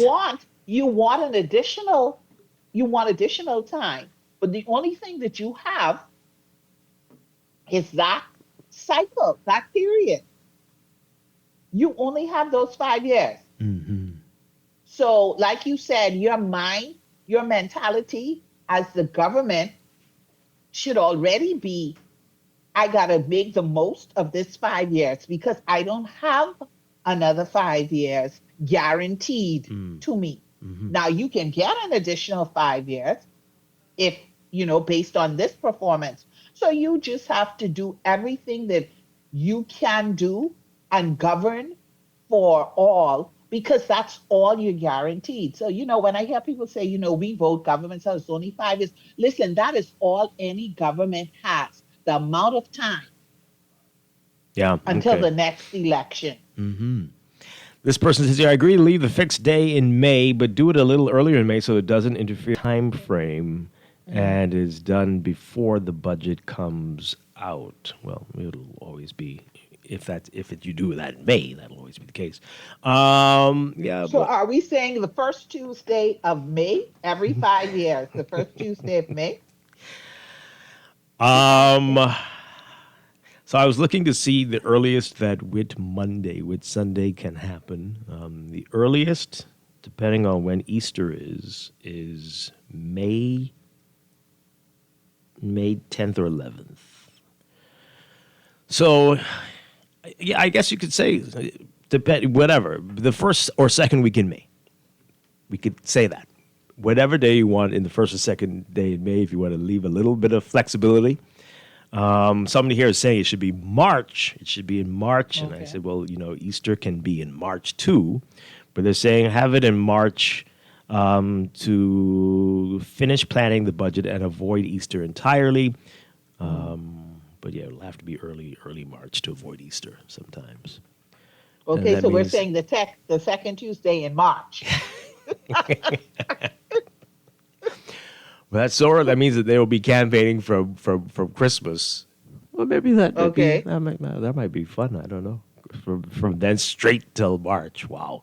Listen, you campaigning from one election straight to the next. Yeah, right? Because everything you're doing in terms of your government opposition is a part of your campaign. So. Yeah. But do it early in May so that it doesn't interfere with exams.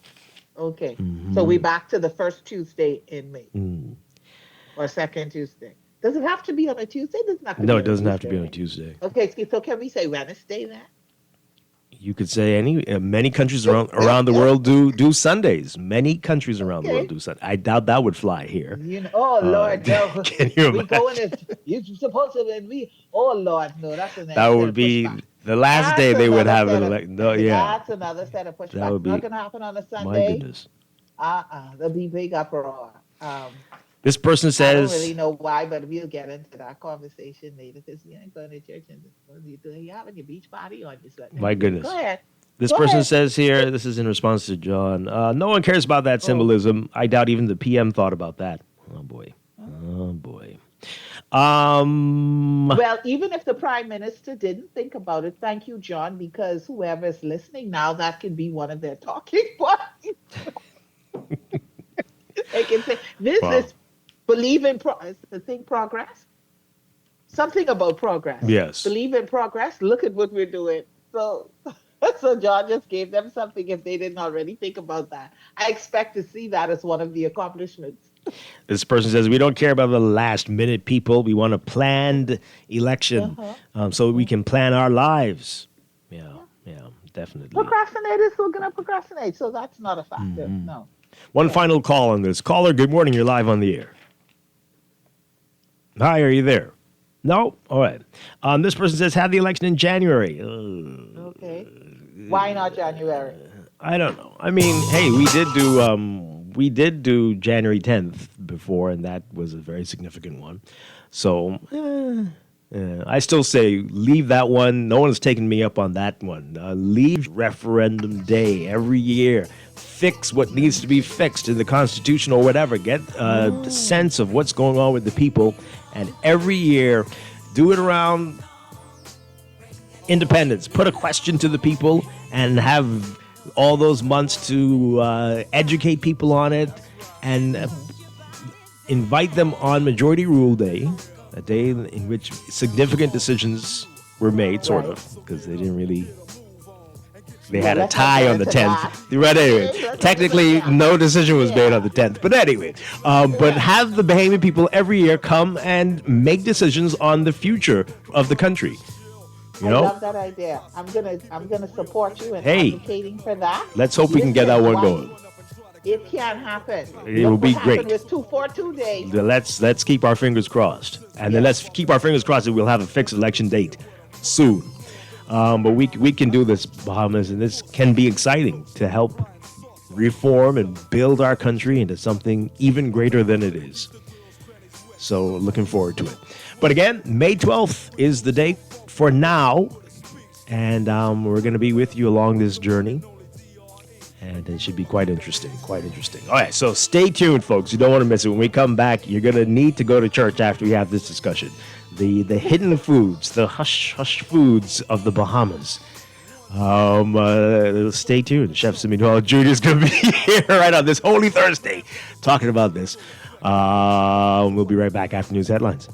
Check, now I'm fin to get into my mental and take care of this business I need to attend to. Cause my rent's due, and the rap game's my meal ticket. So I'm right, I'ma kick it or get evicted. I bring terror like Stephen King, or Black Casanova, running brothers over like Christine. This is Guardian Radio 96.9 FM.com and the Guardian Radio app, Nassau, Bahamas.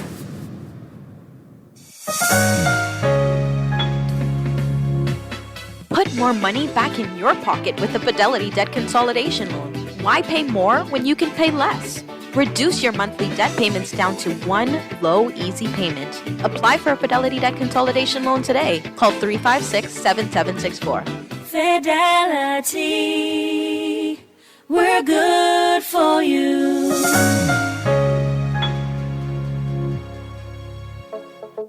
Tired of banks forcing you to use technology to bank the way they want you to? Your convenience is important. So no matter what your banking needs, Commonwealth Bank's friendly staff are always available in branch for that personal one-on-one service. But when you choose technology, our online and mobile banking app offers you state-of-the-art functionality. The choice is yours. Commonwealth Bank. Bank the way you want. It's back, Agri-Expo 2026, presented by the Ministry of Agriculture and Marine Resources, April 10th through 12th at the Gladstone Road Agriculture Center.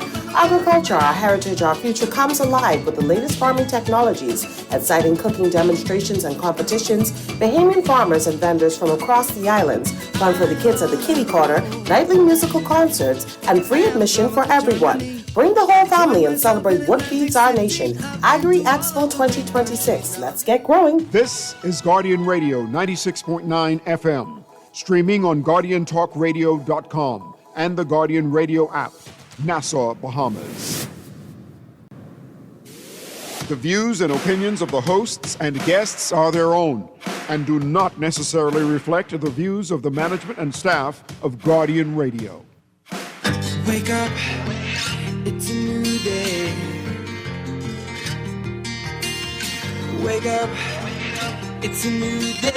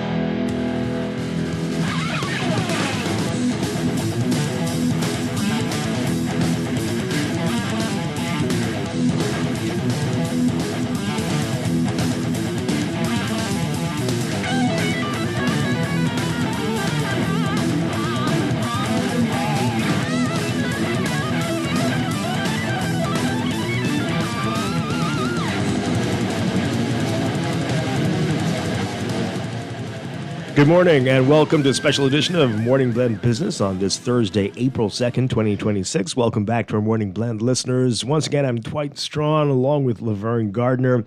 And this morning, as it is Holy Week, it's Holy Thursday, Maundy Thursday, Good Friday tomorrow. We are doing a segment for which you might need forgiveness afterwards if you partake in some of these about this morning, some of the hidden, the secret foods. Some might say sinful foods of the Bahamas. Chef Simeon Hall Jr. is going to guide us down this very dark path this morning. Good morning, sir. Great to see you. Hey, thank you so much, and good morning, Bahamas. I don't know, this introduction sounds so dismal this morning. Oh, man. It's a little scary. Delicious. Why couldn't you just say Delicious? delicious? Why Well, does it I don't know if it's delicious. Some of these I've never had before, but we'll You know, find out. Dwight has a very sheltered food experience. Well, so somewhat. I don't know if he understands. No, you see, you should have brought some samples today. I better get locked up. See, exactly. Some of these we can't. Oh, boy. Some of these are against the law now. Yeah. All right, so let's talk about it. How widespread do you think Bahamians' appreciation and knowledge is of this? How many people actually had some of these hush-hush foods that we're going to be talking about today? Well, you know, one of the things about the Bahamas is, I keep saying it, we're very island-specific. We're broad, but we're very specific at the same time. And so you have some of these ingredients. For example, people in New Providence, I say it all the time, they hear and only may see people talk about things like pickle conch. I introduced this story that I did a couple days ago, talking about this. And because, you know, I'm writing this cookbook, and I realize that the more I write, the deeper I get into it. And there's a chapter that's going to talk about these foods. And those foods are foods that, you know, are considered a little bit, you know, like you. And so, you know, I did an event a couple years ago, and my contribution to that event was donkey salty sausage. Oh, my gosh. And, you know, when I had everybody eat the dish, and without telling them what it was, and then, you know. You didn't tell them the name. I didn't tell them what it was at first. And everybody loved it. But then I told them about it, and I told them, you know. And then what was the reaction? The reaction what did they think it was? What did they think it was before They just you told thought it them? was beef salty sausage. Okay. Right? Okay. Because it was smoked. It was very delicious. It was well put together. So, you know, you wouldn't have known. And then it was all to open up people's understanding that on different islands, we consume different things. And one of the things that we consume on one of our islands is donkey. Whether you want, you know, admit it or not, Bahamians is eat donkey. And we know which one this is. This is, well, you don't want to say anything? Inaugural, right? So, you know, we eat seagull eggs. What? We eat donkey. Okay.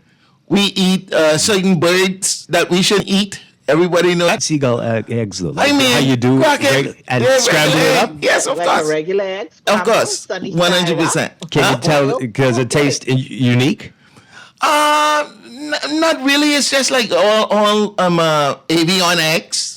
Eggs taste like eggs, if you ask me. But we do eat seagull eggs in some of our islands. Wild boar is a big deal in a lot of islands. Yes. Our swimming pigs were not just there for tourists.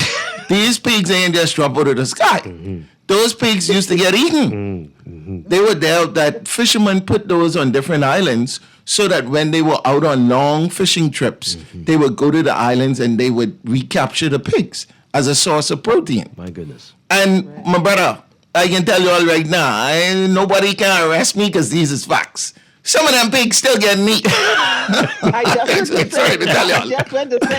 I'm sorry to tell y'all. I know people don't like to talk about these stuff, but this is why this chapter in the book is so interesting. Some of those pigs are being eaten. I agree with you. Not all those pigs on there swimming. Yeah, no, some of them swimming all right. Swimming in oil? Swimming in butter? Prepared for eating. Of course, 100%. And let's be honest, pigs can be very vicious animals, you know. They eat one another, they'll bite you, these wild animals. And so even though there's some level of tame to them because they are very people-oriented, but you go by one of these swimming pig islands in a small boat, they'll jump on the boat and turn it over. We saw a video of a pig biting Yeah, a for swimmer. sure. This is what these animals Yeah. were for. And so, you know, I always had a a very imaginative mindset. My goodness. That I thought, something about those pigs, but I don't want nobody come for me because, they are tourist attraction. Right. But at the same time, these are some of the things about our food. Right. All right. So we all have heard of the hush bird, hush hush, right? Right. So we know what that is. I mean, do a lot of people on Inagua, you think they are still doing a lot that? of people in the Bahamas eat a lot of things that we shouldn't eat, according to the laws of man, but not, unfortunately, the laws of nature. Right. When last you had a bonefish?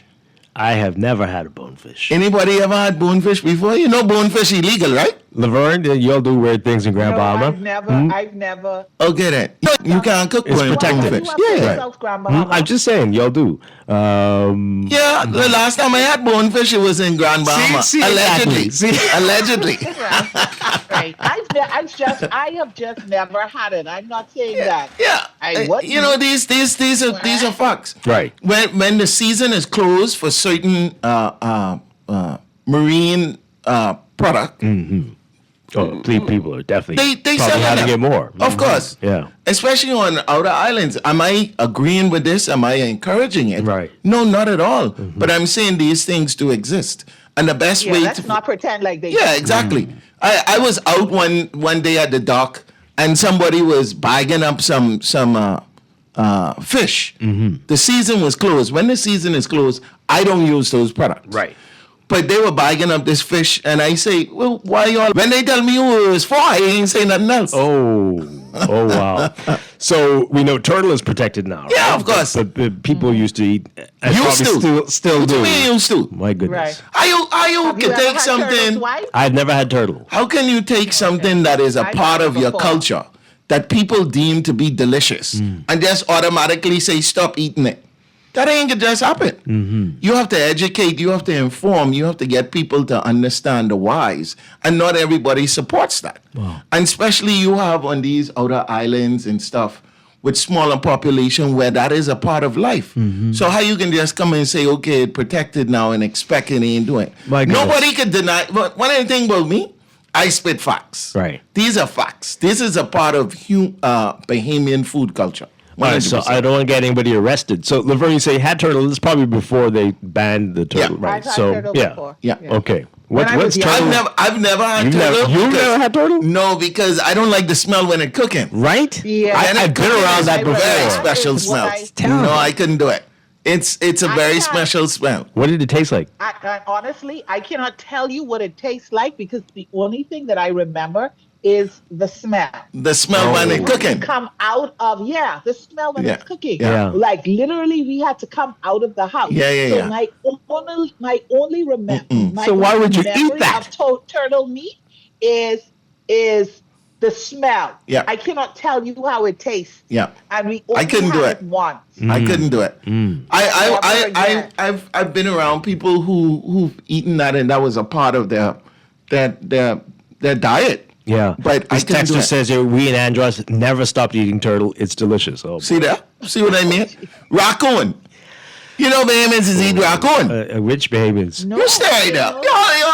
I mean, they like rabies, spiked rabies. Why would they? I do know this? somebody who have a raccoon farm. Oh no. Oh no! How do they eat the raccoon? Like, what? No. Every which way you can imagine. All right. So again, I don't get anybody arrested, but have you had Chef Hush? Allegedly. No, allegedly I haven't eaten anything that is all illegal. right. But what is there to eat on that thing? I mean, it doesn't look like there's much meat. That's what you think. And is it pink? You know, I don't know, Dwight. Right. Of course not. All right.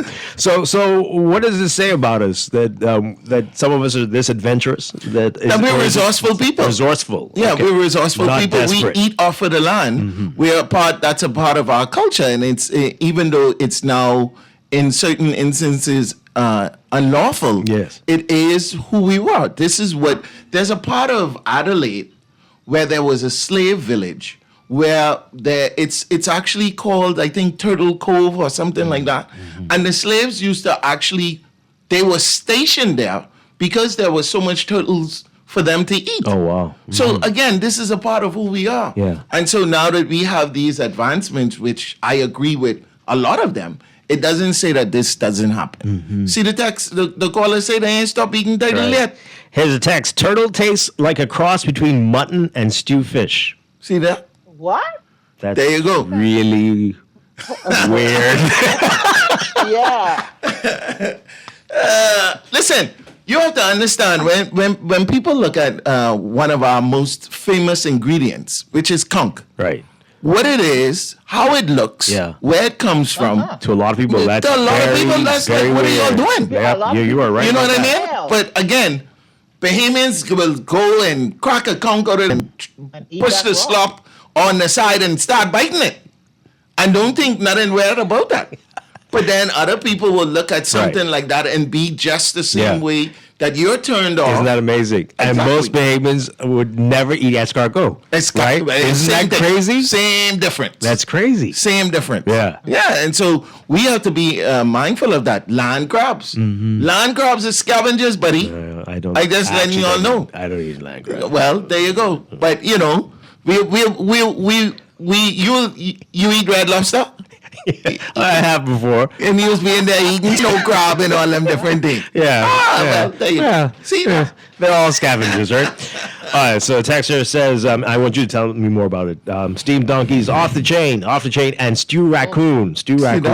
I telling you. So tell us more about the donkey, allegedly, right? And no, that ain't no alleged. I don't know if that's illegal. When I did it, I looked into it, and at the time it was not illegal. Yeah. I don't know about now. It just seems. But this was it. It tastes like, sort of, like a gamey beef, but not as bad as you may think. Right along with deer and venison and horse and and don't see I say horse and you see how your face right, because you say horse and donkey is the same thing. That's what I'm saying. So I mean, it tastes like horse because they're practically horses. It's the same difference. Right. They cousin, first cousin. Right. They two sister children. So I've told the story in the air before, Laverne, about the 2 times I went to Inagua. It was within 2 weeks of each other. And the first time I saw a donkey in the yard. Like, oh, look, a donkey. And I came back with another crew, and we were going on a tour. And they came back around like, oh, where's the donkey? And they said, oh, we had a big party on the weekend. Exactly. What the? Were you traumatized? Yes, I was. Exactly. We had a big party on the weekend. See, the problem here, though, Dwight, is we have, again, our country is so unique. One of the things when I go and I argue with my other Caribbean colleagues is that the Bahamas is so unique. When you grow up and your food memories are created in New Providence, they sculpt a mindset that is totally different from somebody who lives in one of our, for example, southern islands. Yeah, absolutely. Where you're shaped by McDonald's, Wendy's, Popeyes, all these fast food places. They're shaped by those experiences like what you just said. Right. Where they were probably the memory of the party where they had, flame broiled donkey with garlic butter. And you would look at that and be like, I can't believe it. Well, that is what it's all about. It's the same thing as tropical conch salad. You go on different islands, they'll say, what are y'all doing? This is fruit salad with conch. Yes. So we're we have an experience that is unlike anybody else on the entire planet. Yeah. But what we have to do in New Providence is learn to celebrate those differences because that's what makes us collectively unique.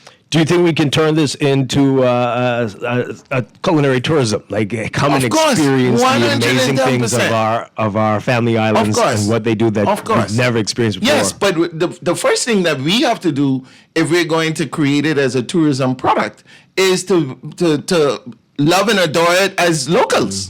As ourselves. Once you do that, then it's easy to talk about it. Yeah. You ain't gonna take nobody to now go to eat donkey if you got your face spoiled up.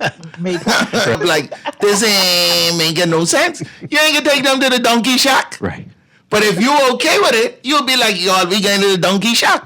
And they can be like, what, y'all is eat donkey? Somebody can say, no, I ain't eat it. But then you can have 2 or 3 people who can say, boy, I can't wait. Of course. Yeah. But that is where we need to learn to appreciate how amazing our culture is. Boiled fish, for example. Some places in boiled fish that eat boiled fish is totally different. Yeah. Nassau boiled fish versus Andros boiled fish versus boiled fish in Inagua, they're all different. They put coconut milk in boiled fish. See that? Yeah, You I was see trying the to face? process it. Dwight is the quintessential New Providence man who, when you tell him these things from around different islands, you're looking at like, I mean, how would that even? Amazing. It could be amazing. Amazing. But now don't think with no coconut milk in the can. No. We're talking about somebody going and getting hard coconut, grating it, soaking it, and making their own what they call coconut rush. Right. And then they squeezing that out and making their own coconut milk. And then it becomes a part of the process. Yeah. Well, you see what I'm saying? I could see that There being you go. amazing. Yeah. There you go. Okay. So that is the kind of food being done. Yeah. There you go. And that's why we have those experiences. When we eat Johnny cake in New Providence, it's totally different from the Swinge cat and the Johnny bread in the Out Islands that you get. Yeah. They 2 different products.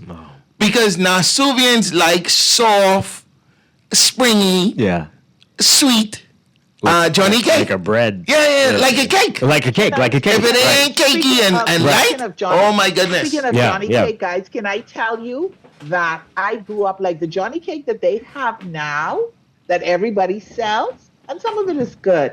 And that's not the Johnny cake. I did not know that you used to bake Johnny cake. When my mom made Johnny cake for us growing up, it was always on top of the stove in a black cast iron pan, and you cover it with a plate and you flip it over. And so it would have a thick crust. Yes.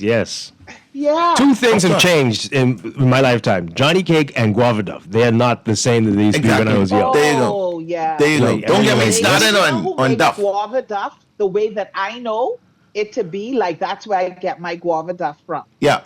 Like pillowcase. Yeah, of the course. Boiled, that. Yeah. And the pillowcase have to come out of the closet so it had a little downy and bleach on it. That's how to give it flavor. Yeah. It wasn't no new pillowcase. Let's make sure that we make that clear. It was never a guava duff pillowcase. It was a house pillowcase that was in the wash 2 weeks ago. Wow. Let's make sure that we clear that up as well. So we're losing some stuff here because Of course, this 110% changed right in front of our eyes. Especially in New Providence. Especially in New Providence. And I've been arguing about this for 10 years. I get about 2 more weeks out. How can I have a question about comforters. Here's my question. I remember again, because I am now on the hunt whenever I go for comforter. I remember before sauce, when sauce was just, but like, for me, the mark of a good comfort is my ability, of course, to get the conch flavor, but that I don't need sauce, that I can eat it. What has happened that we go around and it's like, I don't know, fried bread sometimes, it's not seasoned. When did we change that? Well, one of the things that I can attribute that to is, unfortunately, our tourism product that came a lot of times from hotels. When you work in a hotel, when you make conch fritters, a lot of times it's done ahead and it needs to hold a shape. Because it needs to hold a shape, we've made it into a thicker batter, and that batter now becomes the more coarse batter that we all know. Also, too, not many hotel programs allow you to go to the areas where you would have, for example, dry conch. Dry conch is a component of conch fritters. Conch fritter. Yes, So when you make good conch fritters, has 3 textures of conch in it. And I remember this not just from my grandmother, but I've seen it from other elders who make these products. It is the conch flesh, the conch skin and bubby, and dry conch. Wow. All of those are components. You need the dry conch because that is where you get the conkiness from. That really, really conky flavor comes from the water that you use to soak the dry conch on Saturday. Right. You use the conch water on Saturday, and you use the dry conch itself in the rice on Sunday. okay. This Bahamian. Right. You see what I'm saying? Right. And so now you take the skin and the bobby and you process that, and that goes into the conch for the batter. Unfortunately, nowadays, people using frozen conch, so ain't no skin and bobby ran. Yeah. So that out of the equation altogether, so that texture is gone. That particular texture that you get in conch from those two items, it's gone. Then on top of that, the price of conch gone up. Yep. So now instead of getting, conch fritter, you getting a little pound cake with conch essence. Conch essence, yeah. And that's what it is now. Yeah. And so that's why you need the sauce more than you need anything else. Right. Because the you're right, sauce is the only way. Of course. When I was a kid, there was no sauce. Yeah, it was an accoutrement. Yeah. Yeah, a little. I grew up with no sauce. Yeah, you didn't even need sauce. Sauce these You days. have to. And now the sauce is the thing that tastes the best. Of course. It's crazy. And they putting all kind of rum and glaze and all kind of things in it. Like, just give me the sauce. Just give me the sauce. But again, you also need to look at a lot of these processes have been solidified in our culture through the way that we do it in our capital, which is, the fact that we have more tourists than we have locals will always be a challenge when it comes to culture. And the erosion and the change of a culture of any city when you have that. Conveyor belt food almost we're doing. You have to. Yeah. You have to My because goodness. you catering now to the masses instead of allowing the masses to eat what you eat Yeah. and enjoy what you enjoy. We've changed it to their palate. We're talking with Chef Simeon Hall Jr., Emmy award-winning Chef Simeon Hall Jr.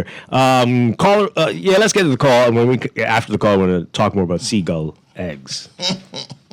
Good Lord. Caller, good morning. You're live on the air. Good morning, Dwight. You guys, how you doing? Doing well. Morning. Boy, my favorite guest, because I used to be father as a kid. Hey, Chef, please tell people, right, because one of my boys at one time, right, he said his woman was cooking, right? I said, what kind of rice is this? He said, man, she cook with parboiled rice. I said, I can't eat it. I said, people who cook with parboiled rice can't cook. Please tell them people who cook with parboiled rice simply should not be allowed in the kitchen. We've talked about this. I think every show that I've been on, there's somewhere about parboiled rice. Here's the thing, community. The way that we cook our rice is called a pilau. A pilau is a braised rice. A braised rice needs time and needs absorption. For parboiled rice does not allow you to do either. Right. It doesn't absorb the way that it needs to, so that it gives you the flavor that gives you the style that we are looking for. But that's not the only thing that we do wrong with our rice that has changed it. And that too has come from the introduction of a product that is more palatable, quote unquote, to our guests. Wow. One of the things that we've done is most peas and rice that you eat out now is vegetarian. That's you already wrong right there. This is you wrong. Right. You're just as wrong as the parboiled you are as the vegetarian peas and rice. Peas and rice used to be a full meal. Of 100%. It's a pilau, and a pilau is a cook-up. And a cook-up has many different things in it. From the coconut oil to everything else. The burnt tomatoes, the whole 9 yards. The next thing is peas and rice ain't black. Most people peas and rice, they gotta have that deep brown and black. No, that doesn't you don't exist need that. in Bahamian. So where do we get this authentic, browning thing from? Because that speed up the process. Oh boy. Instead of you having to brown naturally, when you use your ripened tomatoes, your bottled tomatoes that are fermented, and you add that to the process, and you're using fresh peas and allowing the peas to actually hydrate in the cooking process, that gives you the browning that you now would look for. But now browning came along and sped up the process. You see what I'm saying? And people are heavy. So it gone from a light glaze to a deep mocha. Oh my God. And so now you go to some people's place for peas and rice, and the rice darker than the peas. Yeah. So it ain't just the parboil that we have to worry about. It's the whole process. Because now people have gone from slow cooking, especially in New Providence, to seeing how fast we could get everything done. Yeah. Peas and rice is not a fast dish. And so when you have to speed it up, used to boil there you the go. peas from the night Okay, before. there you go. Absolutely. There you go. Yeah. When last you see peas boiling from the night before? It's been decades. You see the can opening from the day of. Just a few minutes before. And then all the salt beef and all the stuff that was in it, right? Because somebody somewhere, when it came to dealing with our guests, said that, not meat. Right. Not everybody is eat pork. Not everybody is eat conch. So that gone out the window. So now you have, literally, you have a vegetarian dish. So now that you're talking about this, I can't remember the last time I've had authentic peas and rice. Of course not. Especially Maybe- not dining out. Well, I'm Maybe the 80s? I'm guilty of one of those who don't eat pork, but then you do salt beef. There was always salt pork or salt beef. And remember, I don't eat we beef didn't have either, but we didn't I have like butter, the you know. thought of peas and We didn't rice. have butter. So we used to use lard to do most of our cooking. And so that was the natural progression. Now that gone straight and that gone all together. Coconut oil and lards were our way of cooking most of our foods. Now you don't see that no more. So again, one of the parts of one of the most iconic dishes in the Bahamas is now totally not what it's supposed to be. Yeah, my goodness. So you go to those I have to places come to and you for authentic peas and Yeah, rice? well, Because you know. who has it? Where can you find it? You find it more in the outer islands still. You see a lot of that still happens. And that's why one of the things that we need to understand is, again, all of these islands differently. New Providence is much more fast paced. There's a lot of things happening. Ain't nobody, seasoning meat and doing them from the night before and shucking no peas and all them things. When last you see them things? Oh, I remember as a child. Not That was around here. torture when mommy used to make me do that. But when last you make your kids do it? Shuck peas. When last you I make would your never kids do it? allow that's that? a prisoner thing. I would never put that on anybody. And then the times when you'd see a worm in it. And, oh man, this is like, why are you doing this to me? What have I done to you? Oh boy. They was teaching you culture. Yeah, I guess so. And I lost it all. Lost it all. All right, so Chef Simeon Hall Jr., where do you find seagull eggs? I mean, I've never seen a seagull across the nest country. before. Across the country. I mean, there's tons of seagulls. Yeah. But where are their So nests? wherever you see tons of seagulls, there's tons of eggs. Anywhere outside New Providence, you can find seagull eggs if you look hard enough. Okay. All right. So let's take some more calls. Good morning, caller there. Hi, good morning. Are you there? Hey, good morning, Dwight. Hey. 1 second. And morning, Chef Simeon. Hey, how are you, Chef? Amazing. Great. You know, I always love your passion. Thank you so much. Pleasure, man. You know, Simeon, your first caller, every show that you have, he always calls that people who cooks parboiled rice cannot cook. Parboiled did something to him. I don't know. He really doesn't like parboiled rice. Exactly. But you know, the Chinese like jasmine. The Indians like basmati. I know the Italians have their own right that they cook risotto. You know? So it's based on people's choices. You know? Yeah. So you need to stop throwing it out there, but this parboiled rice. If you don't like parboiled rice, it's fine with them. But people have their choices, and I don't think that's correct. So I think, he should avoid saying that thing. Oh, wow. Okay, Chef. Sorry, I never got to loot you too. Y'all have a great day. Okay, no problem. Chef say No, Chef, don't diss the parboiled. Okay. Listen, like I said, it's just a matter of understanding our processes and what that means. Yeah. That's all that is. I've been corrected. It wasn't worms. It was caterpillar larvae. Yeah? Is that better? I don't know if I like that better. Whatever it was, it's not something I wanted to see. It's not something I was shucking peas. Like, what the heck is this? But okay. That's means a part of farming. That gets That's into a part it. of farming. I'm Yeah, sure. yeah, So it means for sure. many of us have eaten For sure. caterpillar larvae. Well, For sure. it was good stuff. I did a piece one time ago that says, if it's not dirty, it's not clean. Oh my gosh. So when you look at the fact that we live in a society where some kids have never seen a dirty carrot. Some kids have never seen a carrot with green tops on it. Yeah, coming out of the ground. Never. Wow. Never. They've never seen it. So, that is something that is concerning. Very interesting. And so when you see caterpillars and ants and spiders and all these different dirty stuff, it means that it was probably a first-hand pick. Yeah. And that it's real food. Exactly. Unlike a lot of what we're eating now. So when you go to the farm and you get lettuce, you have to wash your lettuce. You know what I mean? But when you go to the grocery store, for example, we're buying product that sometimes says on the bag 3 times washed. Yeah. So you ain't washing them, even though maybe you should. You ain't washing them. That's true. And so, again, what are we teaching our kids? So by the time your kids come around, They ain't even not even want to go to the grocery store. The only thing they want to do is go to the restaurant and have a finished product. They wouldn't even know how to cook. Imagine the Bahamas where we don't know nothing about our food culture. Wow. This section says here, I still remember as a child coming home from primary school and seeing a turtle head in the fridge. See that? This is more than 3 decades ago, and this day. There you go. That would be quite a shocker. Yeah.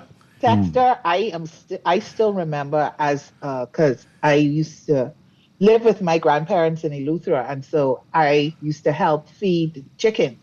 And I remember the first time when my grandfather got the chicken so we could have chicken. I still remember that to the day. One of the most traumatizing experiences of my life. Wow. Watching him catch that chicken and wring the chicken neck and all of that, and then preparing to pluck the feathers. And because, as a kid, me feeding the chickens, those chickens were my friends. Well, here's a part about that. That's actually a narrative that we should be very scared of. We are so removed from our food sources that we don't even know that it takes death to breed life.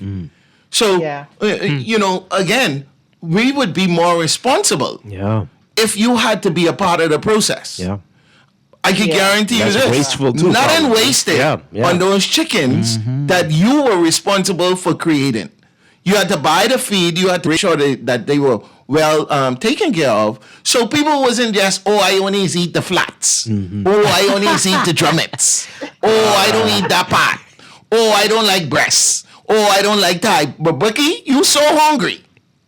And you know what it takes to put into that process that you can eat. You can sit down there and eat all that. Wow.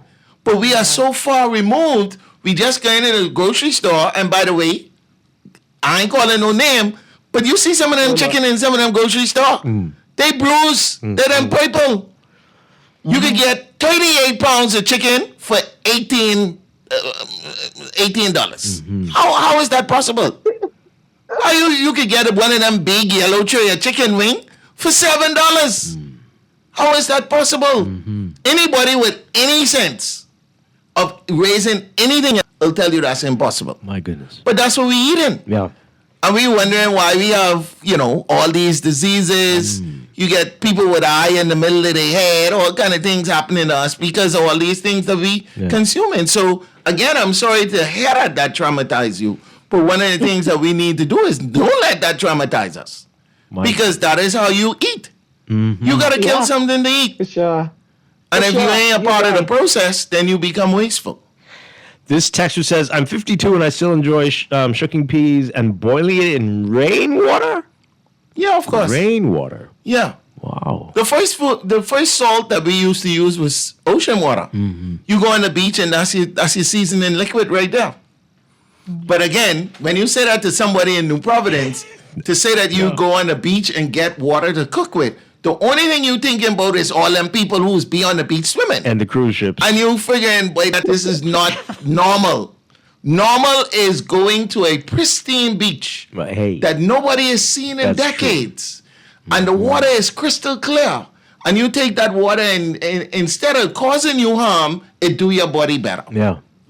All right, so I want you to give us some of the hidden foods, the secret foods that you feel that every Bahamian needs to experience at least once. Think about it while we take these final calls. Yeah? Caller, good morning. You're on the air. Hey, good morning. Enjoying the conversation right now. Great to hear from you, Mr. Hall Jr. So when we're talking about those birds, my old lady from Exuma, she know all about the egg bird, as they call it. So that includes things like the laughing gulls, the terns, what Bahamians like to call seagull is the laughing gull. But we used to eat them all the time. You eat the birds and the eggs? We used to boil it. We used to boil the eggs and eat it with some salt. Wow. That was a nice little snack. Okay. And then you also, Bahamians used to eat rock iguanas, right? For sure. And then we have all these green iguanas all over the place. That should be a new market for us to consume because green iguanas, they are vegetarian, they full of protein, and they're invasive. So just like how we used to eat the lionfish, before the lionfish cost gone up, man need to take on those chickens of the trees. Wow, all over the place. I mean, you're talking about New Providence. You're seeing the green iguanas. I know they say they're here. Absolutely. But you're The green iguanas are now spreading all over New Providence. I've heard about them in Treasure Cove. They're out by Cable Beach, by Hobby Horse Lake, and all over the island. Their numbers are growing. So wow. And then you have other keys and islands across the country where these animals are going, including Eleuthera, Cat Key, Bimini. You know, so just get some hunters, shoot them all, and let's grill them up, man. Good Lord. Let's have a big iguana party. Oh man. There you go. There you go. You understand what's going on. All right, thank you so much. Thanks a lot. Thanks a lot. You had iguana before? We could just have the iguana and not tell Dwight. And just have him eat it. I don't remember if I tasted it. I was in either Honduras or Belize. And This is a big deal. Was it like chicken with fish bones? It was like, it was kind of weird. 100%. See, the thing about it is, what I like about this format and this platform, every time I talk about these things, no matter how crazy or how different you may feel that I'm speaking, we always have callers who come in and testify that this is an actual thing. You see a man say they eat the seagull leg with salt. That's a snack. Anytime something is a snack, that's normal. You don't snack on crazy. Your houses eat that all the time if it's a snack. Wow. So, no matter what's happening, we'll be okay. That's what I'm saying. We got the birds and the iguanas to take us through Why not? the apocalypse. That's a part of one of the things, because of many different factors that across the Caribbean that makes Bahamians so different. We are one of the only places in the Caribbean that does not consume what we have readily available. There's so much product that we have readily available that we don't touch because of the influences and everything else that causes us to look at them in a certain way. Right. You go anywhere lower than Turks Island and you talk with these things, they get some right now and they freeze up. It ain't no mystery. It's a part of who they are. But we don't do it. We don't eat fruit. We don't eat none of these things that are so readily available. You talking about iguana? They eat manikou and all them kind of things, and donkey and monkeys and horse and different things in different parts of the Caribbean regularly. Wow. This ain't nothing that chicken is abnormal. Steak they don't have because they'd have to get imported, and they don't have it. It's too expensive. Places in the Caribbean, and you think you eating beef, my brother, my sister. Let's take a few more calls. Caller, good morning. You're on the air. Hi, are you there? Good morning. You're live on the air. Call us back. All right. So let's talk about it. The ones that you say, the ones that you had or allegedly that you say don't at least once in your lifetime. Everything. Yeah? I'm unfortunately, because some of them are now protected, I can't openly endorse them. But again, think about what we are missing when it comes to the consumption of product that is a part of who we are. When you hear callers calling in and seconding what I'm saying, it gives you pause to figure out why you never had that experience. One of the things that you would never want to have is a lack of a memory. When people talking about something and everybody excited and you sitting there like, well, I don't know what y'all talking about because I never had that. Right. If I go to a donkey conversation, but you can be looking at it like, I just have my one donkey story. Exactly. My one donkey story. All of those things are a part of who we are. We cannot just always talk about fried fish, conch salad, and, fast food. Right. Because that is not the only parts that shape us. Interesting. Wild boar hunting in places like Andros and those, that's normal. That's a Saturday thing. That's just another day, another Saturday in some parts of Andros. But it's going to be a tough sell to a lot of people. I mean, the people around here have never had mutton before. Never, and think like goat. But again, goat, why would they eat goat? But again, Dwight, the part of that concerns me is the progression of culture will be cut off because most times, because of your memory and your association, you won't pass that down to anybody else. Yeah. It stops with you. As long as you didn't like it, you probably ain't gonna never serve it. You ain't gonna talk about it, and you don't even want to see it. Yeah. So what does that do to our younger generation who are in the height of fast food and everything else? That's all they You know know. what I mean? That's all. That's all a lot of them know. Wow. So barracuda is not illegal or protected or anything, but there's a lot of chances taken. But barracuda is amazing. Yeah. But again, when you talk about cigarette, that could mash you up, buddy. I had it a couple of times. I don't. All from barracuda? No, hogfish as well. Hogfish is really known for it, so you have to be careful with that. Yeah. So, but again, I have the memory of I it. love hogfish. Hogfish mash me up. Is there no test in all these years, 2026? We don't have a test to determine whether this is bad? Let somebody eat it. Guinea pig test. That's the only one we have. That's the test.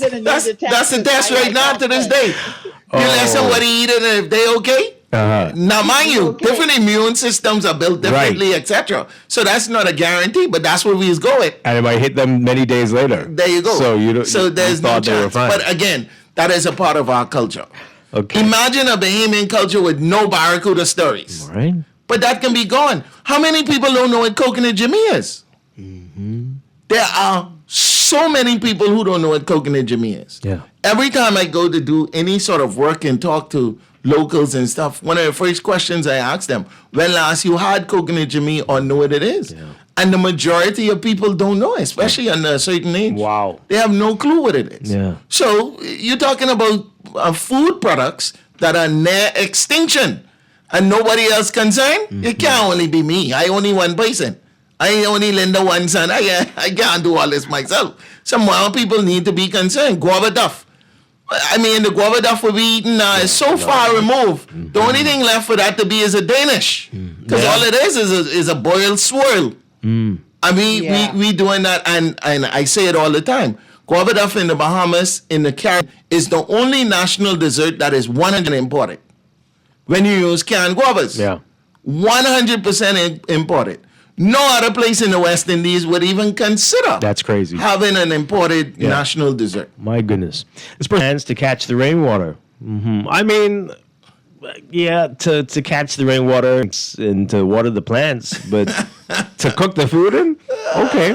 All right. Right, but you ain't see the rainwater people outliving us? Join Simeon in protecting these things that we grew up on. I telling you. So that we can continue. The story is dying. That's interesting. Things. Yeah. But I personally am always grateful for the exposure that I had to these things. The using the outside toilet and the outside oven and the pumping this and the feeding the hogs and all of those things. And we need 100%. to remember those and stop. And I want to also say, I think we've kind of, over the years, made apologies for the way that we cook and the food that we cook. So we don't cook that way anymore. 100%. It's like when I travel to other countries, the dish is the dish. Yeah. They don't make any apologies for it. Yeah. Me with all my allergies and what I don't eat, I have to adjust. That's very sad. Yeah. their dish is 100%. their The dish. same thing with the entertainment industry. We did this. Tourism has messed us up. Yeah, of course. We are mindful of, like I said earlier, these things that are great blessings also come with great challenges. Wow. And anytime you have a country that has more visitors than it has locals, you're going to have challenges. And one of those things that is immediately challenged is the culture, where you have people saying, don't make it spicy. Boss man, it tastes so nice you can feel it twice if you mess with me. Because it coming, the spice coming. Right. I ain't apologizing. Right. Most people is talk about goat pepper, but you can't find goat pepper no more. Not in New Providence. There's no goat pepper in New Providence. My goodness, this is a sobering conversation, eh? Let's take these calls really quickly. Caller, good morning, you're on the air.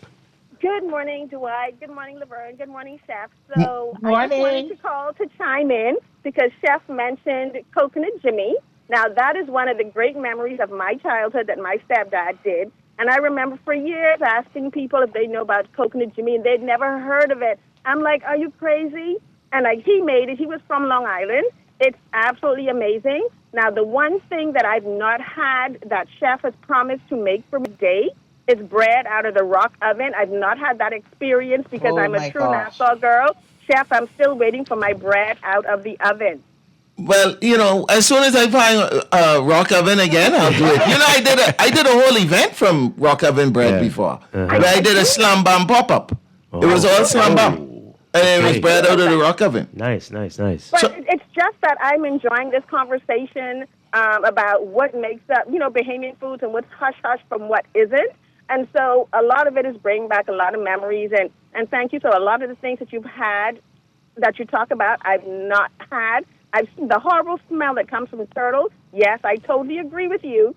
Until one time I did actually try it, and it was actually better than the cooking smell. So yeah, I've heard that too, actually. You got to take that step. And to you, what does it taste like? Does it taste like mutton? Or I heard it tastes like turkey. Oh, Lord. So, Dwight, you hit the nail on the head. I know you this is one of these mutton people that had not eaten mutton. This is our features editor of the NASA Garden, Siobhan Gordon Moss. Yes, because I thought of you when I said that. Siobhan has never had mutton, but she's a foodie. What is that about? I can't tell you. Tell you. But I've had turtle. Wow. Yeah. Yeah. We'll fix it with the mutton, though. We'll get you. No, I've had iguana. Yeah.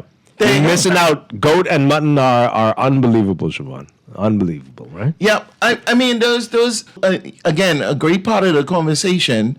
And, it's just so that people understand us in our totality, not just in this part that appeals to the masses and looks good and is a part of it. But food is political, it's social, it's economical, it's every part of who a people are. Food is involved in it. All right, so we were assuming, because we all know, but people are asking, what is Coconut Jimmy? Coconut Jimmy is reversed duff. First of all, duff is not guava duff. It is duff. Right. Duff is supposed to be made with any seasonal ingredient that is available. Pineapple, and it's stuffed within, boiled, and then it's topped with a dressing on the outside. That's stuff. Coconut Jimmy, on the other hand, is stewed coconut. That's like what you get in coconut tart and stuff. You take a dumpling and you boil it inside the coconut stew and you serve it with evaporated milk. That's Coconut Jimmy. Wow. You put some spices and different stuff on it, and that's what it is. Yeah. This person says you can't find bird pepper either. It's getting harder to find all these things. Those are Thai chili peppers and all kinds of stuff that we serve in these days. We're out of time, but somebody's asking really quickly, since it is Easter and hot cross buns, what's your opinion on this is a whole show, right? on what we are going to see tomorrow and what's authentic and what's not authentic. Well, again, hot cross bun has a huge historical background. I have a write-up on it on my blog, on my website, and it breaks it down and gives you, I think I have a recipe on there. But again, some of these people in a hot cross bun is cinnamon dinner roll. The cross is an X and it twists. It ain't really don't stay on the bread. If you warm it up, the bread fall apart. It don't have keeping qualities. Now, that is the most important part of a good bread. How long does it keep? A lot of people, unfortunately, hot bread always tastes good. There is hot bread. Right. But if you eat the bread a day or two after, if it doesn't taste good then you're in trouble. And that's one of the problems I have with most people, hot cross bun. If you try to go after that by Saturday, you're in trouble. Yeah. Oh, Jesus ain't going on the cross for that. And again, the update on this book. We're waiting on this book. What are we looking at? Hey, next year, hopefully, it takes about a year to put a book together. We keep on. I take my time. I'm doing it myself. Well, that's good. Takes time. Yeah, that's Great good. work takes time. Chef, please share your website with our listeners. Sure. www.simeonhalljr.com. It's my name. And then it leads you to all my social media handles. If you go on my blog, you'll see my blog has all the recipes and stuff. Everything else is just, commentary, etc. Okay. But my blog has a bunch of recipes on it. Great stuff. Yeah. Great stuff. And Laverne, we got to figure out which one of these secret hidden foods we're going to try next. Yeah? Right. So, and we can't take pictures. Maybe not, depending on what it is. Yeah, depending on what it is. You know what I mean? So that's a part of it. Determine if we can take a picture. We'll just be able to say, yeah, we'll have the memories. We'll have the memories. And then just right before we go is also to think about it. One of the things that's going to happen this weekend is fried fish. Where else in the world is there fried dry versus moist? Yeah. Oh boy. we have to celebrate what we have. I'm team fried dry. See that? Chef Simeon Hall Jr., thank you so much. Thank you so much for having me. Have a great Easter. Laverne, thank you as always. Happy Easter to you. Happy Easter to all of our listeners. And I'll be back on Tuesday, because tomorrow's a holiday, Monday's a holiday. We'll be back on Tuesday with more Morning Blend business here on Guardian Radio 96.9. Stay tuned for On the Clock with Aaron Green next.